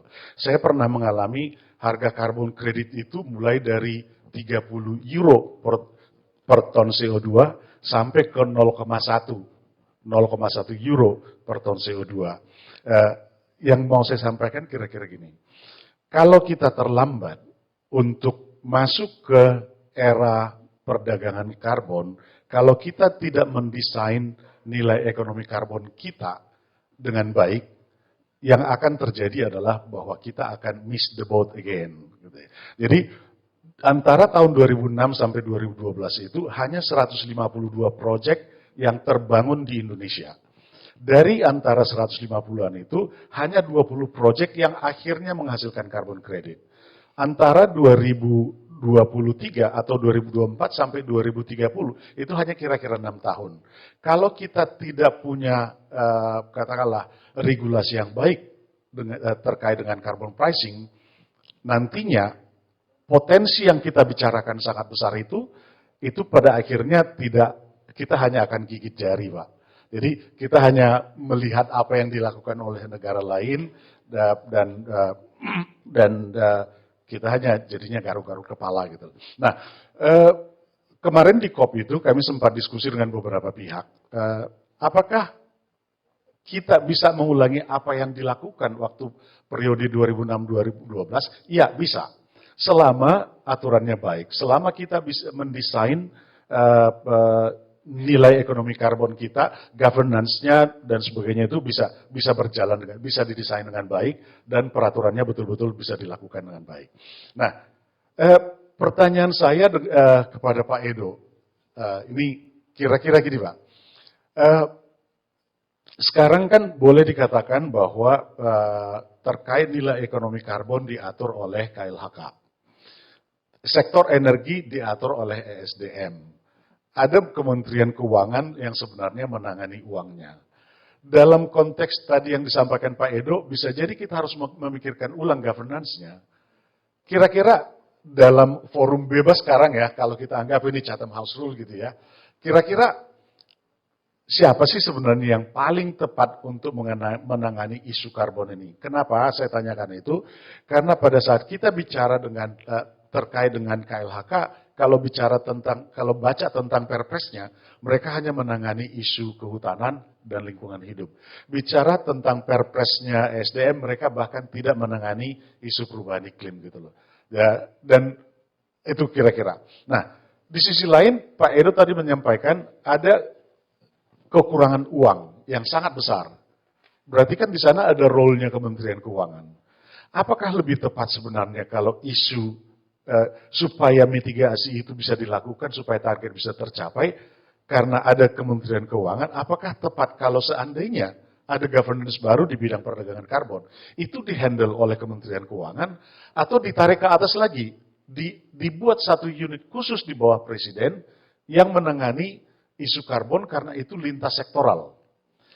Kebetulan sekarang ini kan di DPR itu sudah disepakati untuk bikin undang-undang RUU perubahan iklim yang sudah menjadi RUU prioritas. Nah, ini mereka ingin melihat ini juga, apakah ini governance ke sana apa tidak gitu. Itu untuk pertanyaan untuk Pak Edo. Untuk Bu Feby, isu energi terbarukan kan sebenarnya bukan hanya masalah harga, bukan hanya masalah financing gitu ya. Tapi ada isu-isu lain yang lebih mendasar di kita itu. Kenapa misalnya kita bicara tentang, katakanlah, mau investasi, ada undang-undang cipta kerja dengan harapan undang-undang ini bisa mempercepat proses investasi. Yang ada sekarang itu justru munculnya birokrasi baru, khususnya di pengurusan perizinan berbasis risiko. Nah, di RUKN draft yang ada, itu ada target puluhan giga energi terbarukan yang akan dibangun sampai 2030-2040. Kalau sekarang dengan konteks Undang-Undang Cipta Kerja yang justru saya nggak sebut mempersulit lah, tapi menambah birokrasi baru yang memperlambat pengurusan izin gitu ya. Kira-kira target ini bisa tercapai nggak sih Bu? Jangan kita nggak, tadi Pak Edi mengatakan target 23% di 2025 itu mission impossible gitu ya. Nah kalau ini dengan RUKN itu, apakah itu menjadi mission impossible yang kedua? Terima kasih Bu. Baik, terima kasih Bapak siapa? Paul Butar-Butar. Pak Paul, oke. Saya izin dua pertanyaan dulu sebelum kita lupa. Mungkin saya mulai dari Ibu Feby dulu. Pertanyaan dari Ibu Indah terkait kemarin COP28. Ini negara-negara ditargetkan lebih ambisius. Nah, apakah bisa disandingkan dengan Indonesia? Bagaimana implementasinya? Kemudian bagaimana bisa membantu negara develop? Kemudian bagaimana pemerintah ini leadership dan ownership-nya ini seperti apa? Kemudian kalau untuk Pak Edo, ini pertanyaan dari Ibu Indah, kira-kira bagaimana Indonesia jadi rumah supply chain? Apakah sudah ready atau belum? Nah, silakan mungkin dari Ibu Feby dulu. Baik, terima kasih Bu Indah. Kemarin memang ada beberapa invitation untuk kita untuk bisa ikut termasuk di dalam triple renewable energy ya. Dan kalau saya nggak salah kan Indonesia tidak ikut di situ ya. Nggak ikut, Indonesia tidak ikut. Karena memang targetnya memang terlalu tinggi. Jadi kalau misalnya kita melihat kita harus mentriplekan dari target kita yang sekarang aja kan belum bisa kita capai. Jadi kalau misal dalam rangka upaya kita untuk menurunkan mempertahankan suhu tidak naik 1,5 derajat itu kita harus melakukan triple. Memang kemarin kita sepakat Indonesia tidak ikut di kesepakatan tersebut. Tetapi memang kita tetap komit untuk bisa melakukan berbagai upaya dalam rangka kita mendorong pengembangan renewable energy maupun energi efisiensi. Kemudian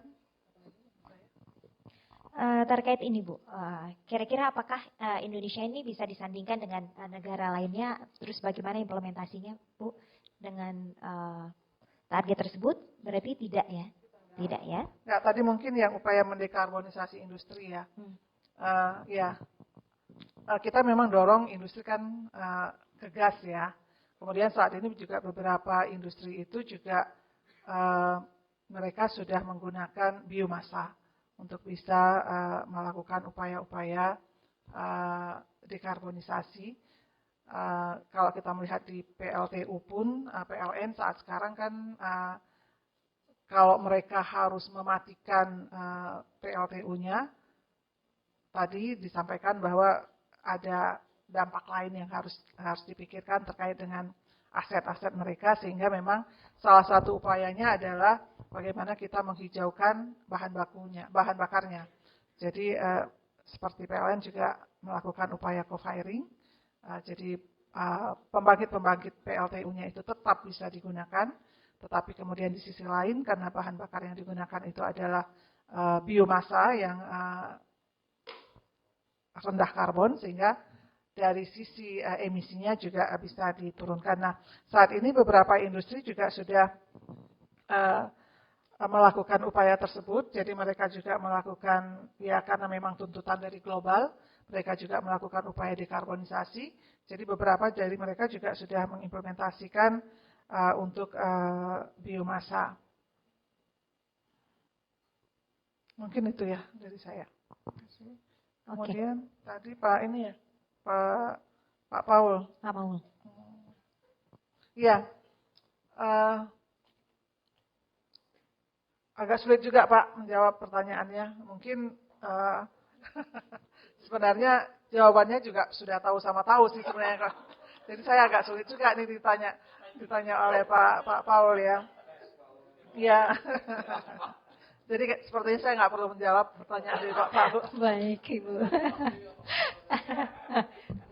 Silakan mungkin Pak Edo menanggapi dari pertanyaan Pak Paul dan juga Bu Indah.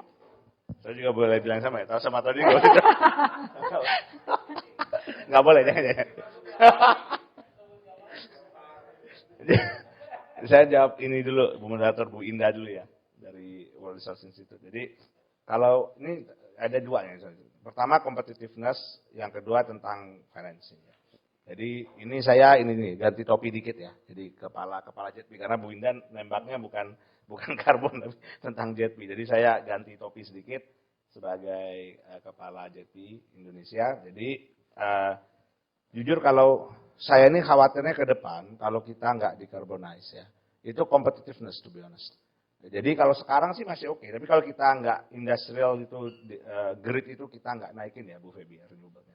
Yang akan kita hilang, potensi yang menurut saya, mungkin saya lumayan lah berani taruhan makan bakso, saya berani lah dikit-dikit. Itu FDI kita mungkin bisa lari.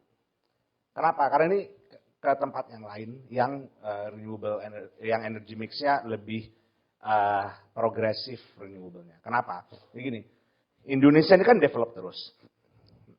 Kita salah satu yang kita kompetitif itu adalah sebenarnya kan labor juga. Nah, jadi ini mirip dengan kita, jangan sampai Indonesia nggak jadi negara maju sebelum bonus demografinya selesai. Nah, kalau nanti jadi di menua, kita belum jadi maju, nah nanti ini bisa-bisa kita kena middle income trap. Ada beberapa negara, satu di Amerika Latin, satu di Afrika bagian selatan udah kena gitu. Mirip dengan ini. Jadi kalau kita nggak dari sekarang, ya mungkin nanti itu bisa susah kita kelewatan. Karena ini secular trend.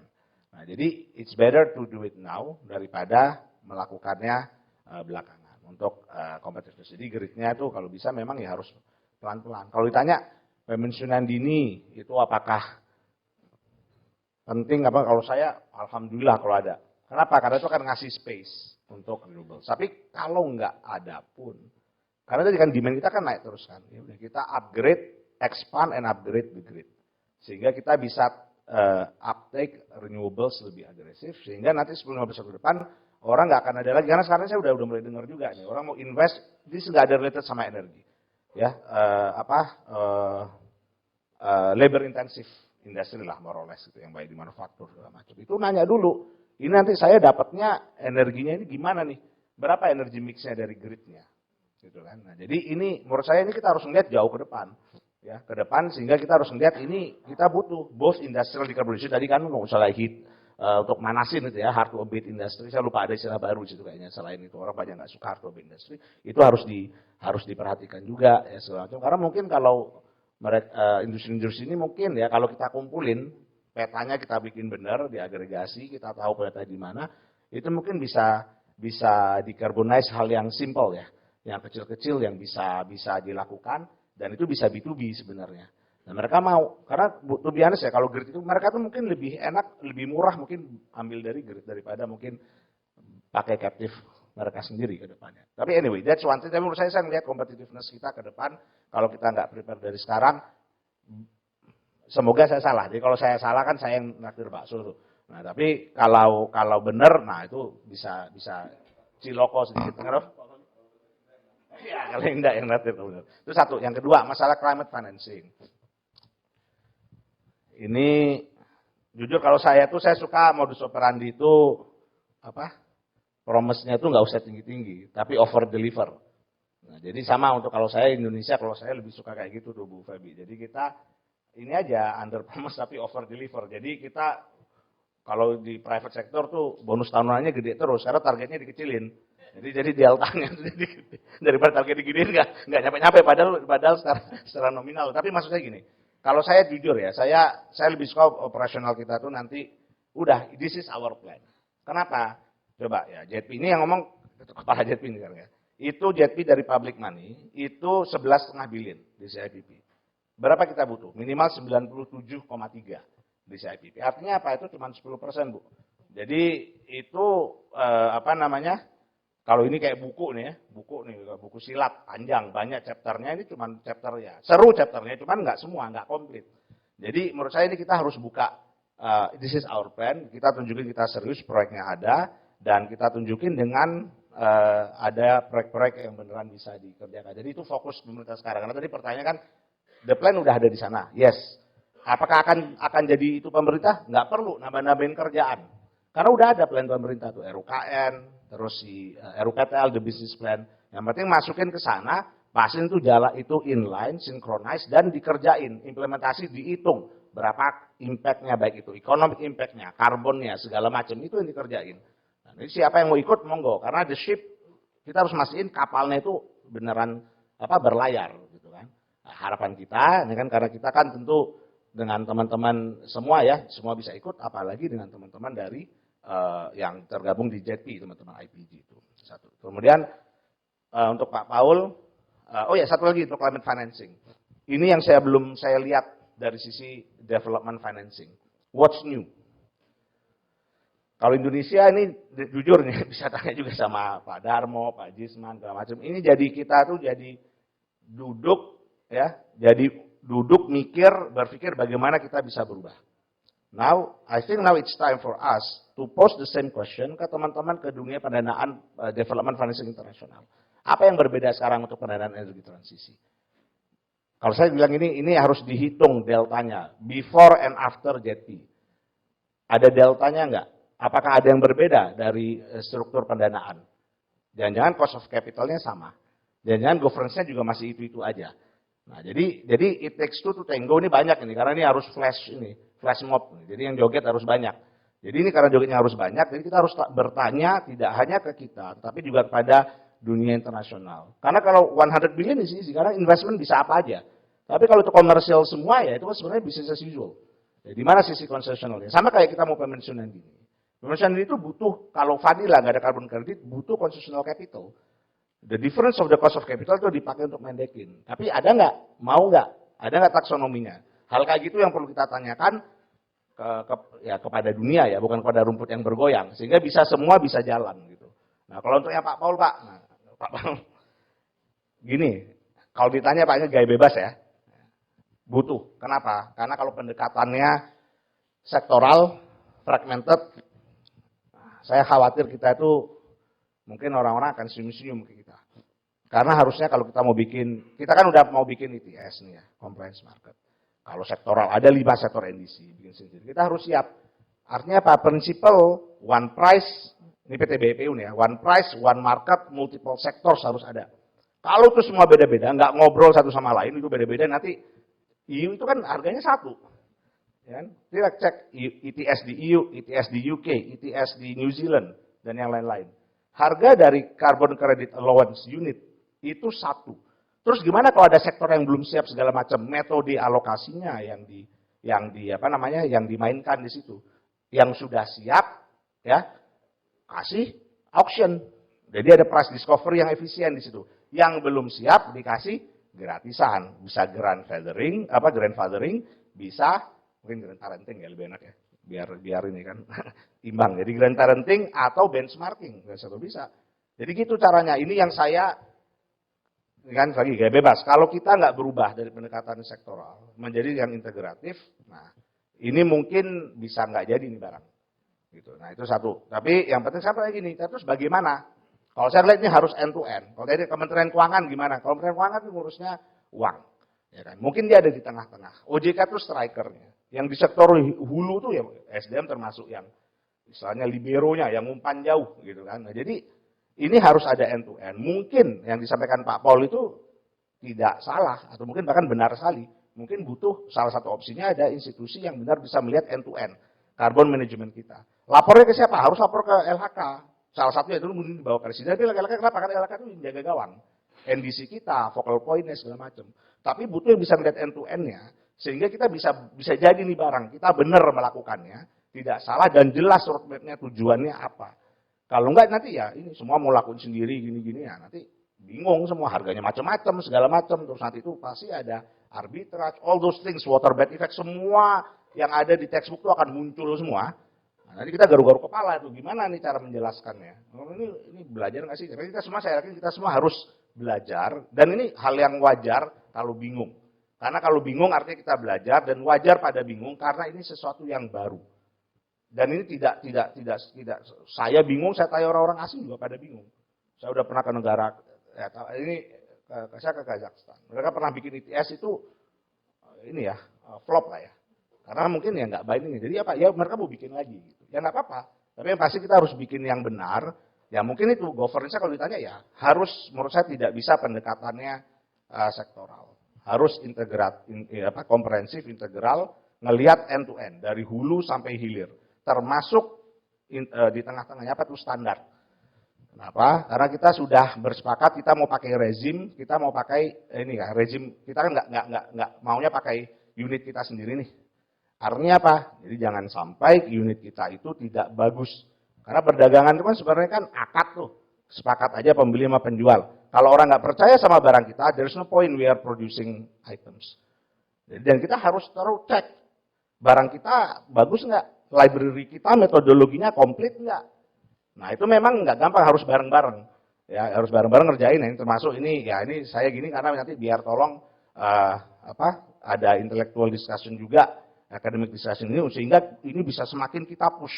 Karena kalau enggak, we will miss the boat. Tadi Pak Paul kita ketinggalan, gitu, gigit jari sama garu-garu kepala. Jadi jangan sampai itu terjadi. Dan itu menurut saya, tadi kan saya berada di taruhan bakso, kok udah ada 2 taruhannya, mungkin 1 mie ayam lah.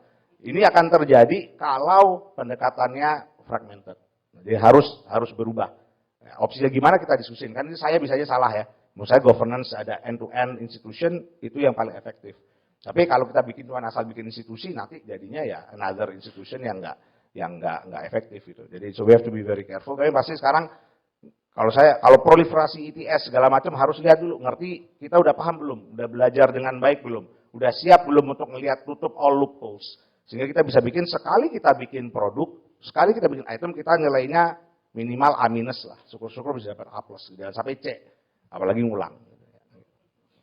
Siap. Jadi kita butuh satu institusi lagi ya Pak ya di bawah Presiden supaya untuk bisa mengkoordinasikan salah satu opsi. Ya. Nggak boleh fragmented. Ya, betul. Butuh studi lebih proper. Ya, satu pertanyaan lagi mungkin Bapak. Terima kasih. Saya Fabi Tumiwa dari Institute for Essential Services Reform atau ISR. Mungkin ini nggak terlalu pertanyaan, tapi observasi dan mungkin nanti minta respon aja. Minggu lalu ISR itu meluncurkan Indonesia Energy Transition Outlook 2024 ya. Ini salah satu flagship report. Udah 6 tahun kita ngeluarin ini setiap tahun. Dan laporan ini sebenarnya melakukan tracking terhadap transisi energi di Indonesia. Awalnya hanya renewable energy, nah sekarang lebih ke transisi energi. Hasil tracking kami, ya yang pertama tuh kesimpulannya adalah bahwa memang selama 1-2 tahun terakhir, transisi energi sudah mulai masuk ke dalam policy, tetapi kita masih konsolidasi karena banyak kepentingan.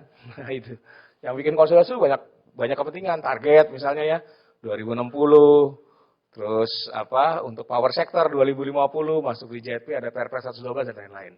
Ya ada kepentingan PLN ini yang banyak pembangkit batu bara, yang banyak pembangkit fosilnya gitu kan, renewable-nya hanya 12%. Ya, ini aset karena asetnya masih muda-muda gitu. Jadi kalau mau dipensiunkan dini kosnya gede gitu. Ada macam-macam. Jadi ini perlu konsolidasi memang. Yang kedua, kita melihat memang sudah ada kemauan politik sudah ada. Artinya kalau dibandingkan sebelum tahun 2021 nggak ada tuh kata-kata transisi energi. Iya kan? Mungkin setelah Pak Edo ini baru kencang tuh ada transisi energi. Jadi ini sudah mulai ada, tapi memang kita masih bingung mengejawantahkan transisi energi itu harus kayak apa sih? Pathways yang efektif kayak apa? Makanya semua orang bikin pathway, Kementerian SDM bikin pathways, DEN bikin pathways, ya, ISR bikin pathways, gitu ya. Jadi banyak bikin pathways. Tapi ya nggak apa-apa karena pathways transisi energi itu bisa bermacam-macam gitu ya. Nah, tapi patokannya apa gitu. Kalau kita selalu lihat yang paling cost efektif dan optimal gitu. Nah, tapi tidak semuanya karena ada yang bikin pathway sesuai dengan kepentingannya dan dinegosiasikan kan. Kira-kira mana yang cocok sama kepentingan lu gitu kira ya. Nah, itu yang ini. Tapi kalau kita juga melihat hasilnya, progres energi terbarukan nggak banyak gitu. Jadi dan semua target kita miss. Renewable energy target miss, investment, clean energy investment miss. Jadi we are in the serious trouble sebenarnya. Ya jadi kalau orang di luar yang melihat ini dan nggak paham kompleksitasnya, mungkin lihat failure gitu. Jadi dan itu bisa mengecilkan harapan tadi ya. kita mau transisi energi itu, wah kayak kita kan sering dengar target 23% aja nggak bisa, ini mau 100% renewable di tahun sekian gitu. Itu kan hal-hal yang kayak gitu bikin discourage ya. Tapi saya mungkin orang yang lebih optimis gitu, karena menurut saya paham persoalan banyak dari kita paham persoalan ada di mana, bottleneckingnya ada di mana. Tapi memang kalau kita mau melakukan transisi energi, kita tuh harus bisa lepas dari baggage kita tuh. Kita tuh menanggung beban yang berat. Ibarat kita mau lari sprint, tapi suruh manggul beras 100 kilo gitu. Harus recordnya harus 10 detik, 100 meter. Ya kan? Ini masih ada beban itu. Nah, saya paling tidak melihat ada 3 beban yang harus secara struktural, yang harus bisa kita hilangkan gitu ya. Dan ini butuh collective effort. Apa beban? Yang pertama, beban kita tuh subsidi bahan bakar fosil. It's very big dan tambah besar. Menurut saya, ini juga karena tidak konsisten dengan kebijakan untuk subsidi energi fosil.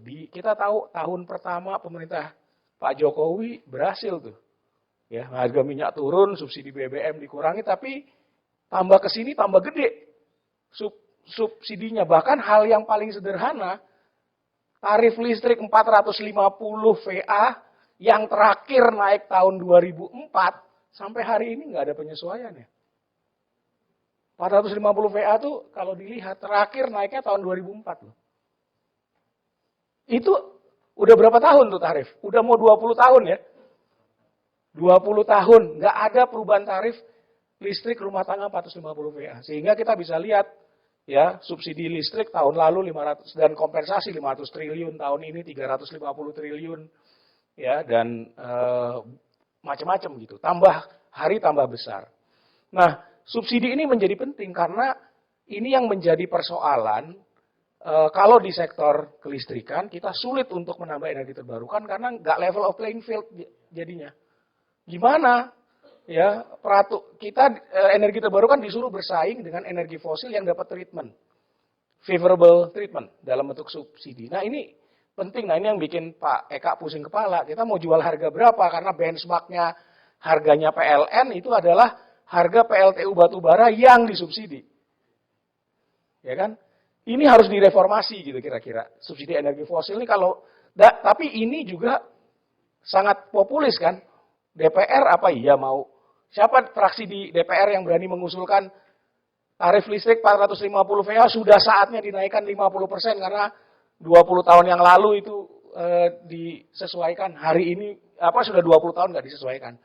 Saya yakin kalau ada yang ngomong itu, pasti tanggal 14 Februari nggak ada yang nyoblos. Tapi itu persoalan kita yang udah bertahun-tahun nggak selesai nih urusan subsidi energi. Yang kedua, persoalan kita yang kedua itu adalah seluruh hal mengenai energi terbarukan itu adalah PLN. Karena struktur market. Pak Eka punya proyek geothermal, potensi macam-macam ya. Hanya bisa jual ke PLN. PLN mau beli tergantung. Ada demand-nya, supply-nya kurang atau enggak, sesuai dengan proyeksinya dia. Hanya bisa jual ke PLN. Nggak ada opsi lain kan? Giran sekarang mau ngomong power wheeling, wah banyak juga penolakannya kan? Jadi our market, energy market structure itu is fuck gitu kira-kira. Nah ini yang harus karena kalau sekarang kita mau mengakselerasi energi terbarukan, ini online ya. Ini catatan Mas Rul. Nah kalau kita mau mengembangkan energi terbarukan ya, kalau hanya bergantung pada institusi ini, nggak bakal kita bisa naik. Kayak misalnya sangat-sangat sederhana deh. Kementerian SDM Bu Feby punya target PLTS atap tadinya 2001 3,6 giga. Udah direvisi ya Bu, jadi 3,3 giga. Katanya ini udah hasil kesepakatan dengan PLN. Ya, tapi kan nggak bisa jalan. Target PLTS atap Saya ngomong sama Kang Teten tadi, orang kaya kalau disuruh pasang PLTS atap rumahnya, itu 23% beres kita. Target itu, jadi nggak targetnya ketinggian, tapi memang upaya untuk mencapai target itu yang selama ini dikebiri terus gitu loh. Padahal bisa kok kita bangun hitung-hitungan kami ya. Bukan karena saya juga ketua umum Asosiasi Energi Surya Pak ya. Tapi saya tuh yakin kita bisa nambah energi terbarukan dari energi surya dengan luar biasa. Dan bisa menciptakan multiplier effect untuk industrinya, untuk job creation dan lain-lain. Tapi kan nggak bisa, karena apa? Begitu mau nambah energi terbarukan, PLN-nya bilang, itu mah ngurangin sales gue. Gue lagi over capacity nih yang tadi dibilang. Tapi persoalan over capacity-nya kan nggak pernah diadres. Kenapa sampai over capacity? Kenapa bangunnya kok kebanyakan, bangun PLTU-nya kok kebanyakan. Dan udah di warning sebenarnya sejak tahun 2018. Bahwa itu over capacity. Tapi jalan terus kan. Nah, tapi ini yang harus kita benahi gitu ya. Saya nggak tahu siapa yang bisa membenahi, karena Undang-Undang Cipta Kerja justru memperkuat peran itu. Sebenarnya kalau kita lihat, memperkuat peran itu. Nah, yang ketiga, itu adalah governance tadi. Saya setuju dengan Paul. Persoalan governance itu, menurut saya, salah satu yang menjadi isu yang pelik ya, yang harus kita selesaikan. Governance-nya tuh ada dua. Satu, kita bicara institusi yang memang punya mandat dan bisa punya bisa punya punishment. Di sektor energi ini semua orang tuh jadi chief. Ya. Kita lihat di listrik ya, ESDM jadi regulator. Tapi regulator tuh macan ompong. Karena BUMN-nya nurutnya sama siapa? Sama BUMN. Yang menetapkan target KPI, yang ngangkat direksi. Jadi dia bisa bilang, oh ini nggak mau memenuhi KPI saya di Kementerian BUMN. Kalau saya laksanakan, saya nggak jadi direksi. Kan repot ya. Nah, ada satu lagi yang jadi chief, Kementerian Keuangan. Karena tarif listrik dan subsidi yang harus untuk besaran subsidi disepakati oleh Kementerian Keuangan. Kalau Kementerian Keuangan bilang, kebijakan ini akan berdampak pada sustainability keuangan PLN. Selesai dah tuh kebijakan yang dibuat sama Menteri SDM. Dan itu terjadi hari ini dengan Permen, yang paling sederhana saya bilang, Permen 26/2021 tentang PLTS atap. Yang sudah diundangkan 2 tahun yang lalu, nggak jalan, revisinya sudah mau ulang tahun. Belum juga, semoga ulang tahun pertama udah selesai Bu ya. Belum nih, udah merevisi. Kenapa? Terlalu banyak yang cawe-cawe di situ. Untuk itu Permen ini untuk melaksanakan program strategis nasional. Benar ya Bu ya? Nah, menurut saya ini harus kita benahi. Jadi kalau ini nggak kita benahi, kita mau punya target, Pak Edo, 44% bauran energi terbarukan 2030. Saya kira memang berat gitu. Walaupun saya orang yang optimis ya, selalu ini masih 3 dari persoalannya kita masih banyak. Tapi menurut saya 3 yang sangat fundamental ini harus kita benahi. Nah, benahinya nggak bisa cuma 1-2 orang, apalagi kita yang ada di ruangan ini. Memang harus ada collective effort gitu, dan semuanya harus punya yang ini, harus punya kesadaran. Sehingga siapapun nanti yang mungkin jadi presiden tahun 2024 tuh, saya berharap ya bisa ngurusin ini benar-benar. Dan saya mau usul aja, mungkin ke depannya Kementerian ESDM itu tahun depan diganti jadi Kementerian Transisi Energi. Karena arahnya udah transisi energi kan. Dan kalau kita lihat hasil COP itu adalah phase out fossil fuel. Jadi kita tuh manage phase out fossil asset sebenarnya. Jadi mohon maaf ya Dirjen Minerba, Migas itu hanya itu. Dan yang diurus tempatnya Bu Feby ini yang harus diperkuat sebenarnya gitu loh. Anggarannya digedein, stafnya ditambah gitu ya. Jadi bisa memastikan agar perkembangan energi terbarukan itu tambah maju. Mungkin itu yang terakhir itu saya sarankan kepada siapapun yang bisa bicara kepada calon presiden-presiden kita. Terima kasih. Terima kasih Bapak. Silakan Ibu Feby bisa menanggapi atau saya langsung ke Pak Edo. Bu Feby dulu. Sepertinya juga saya nggak perlu menanggapi karena itu kan kondisi yang ada ya Pak. Kita sependapat Pak. Beliau mensupport kami. Siap. Pak Edo, silakan. Ada tanggapan? Idem. Jadi tapi itu perlu Ya. ini ya, itu curcol yang ini ya, yang patut dicatat itu aja untuk ya patut dicatat untuk didiskusikan karena curcol yang worth it untuk dicatat lah, tapi saya nggak perlu nanggepin lah. Siap, baik. Terima kasih karena waktu kita terbatas, mungkin sesi tanya jawab ini kita cukupkan. Setelah ini dipersilakan kepada Bapak Tete untuk foto bersama di depan.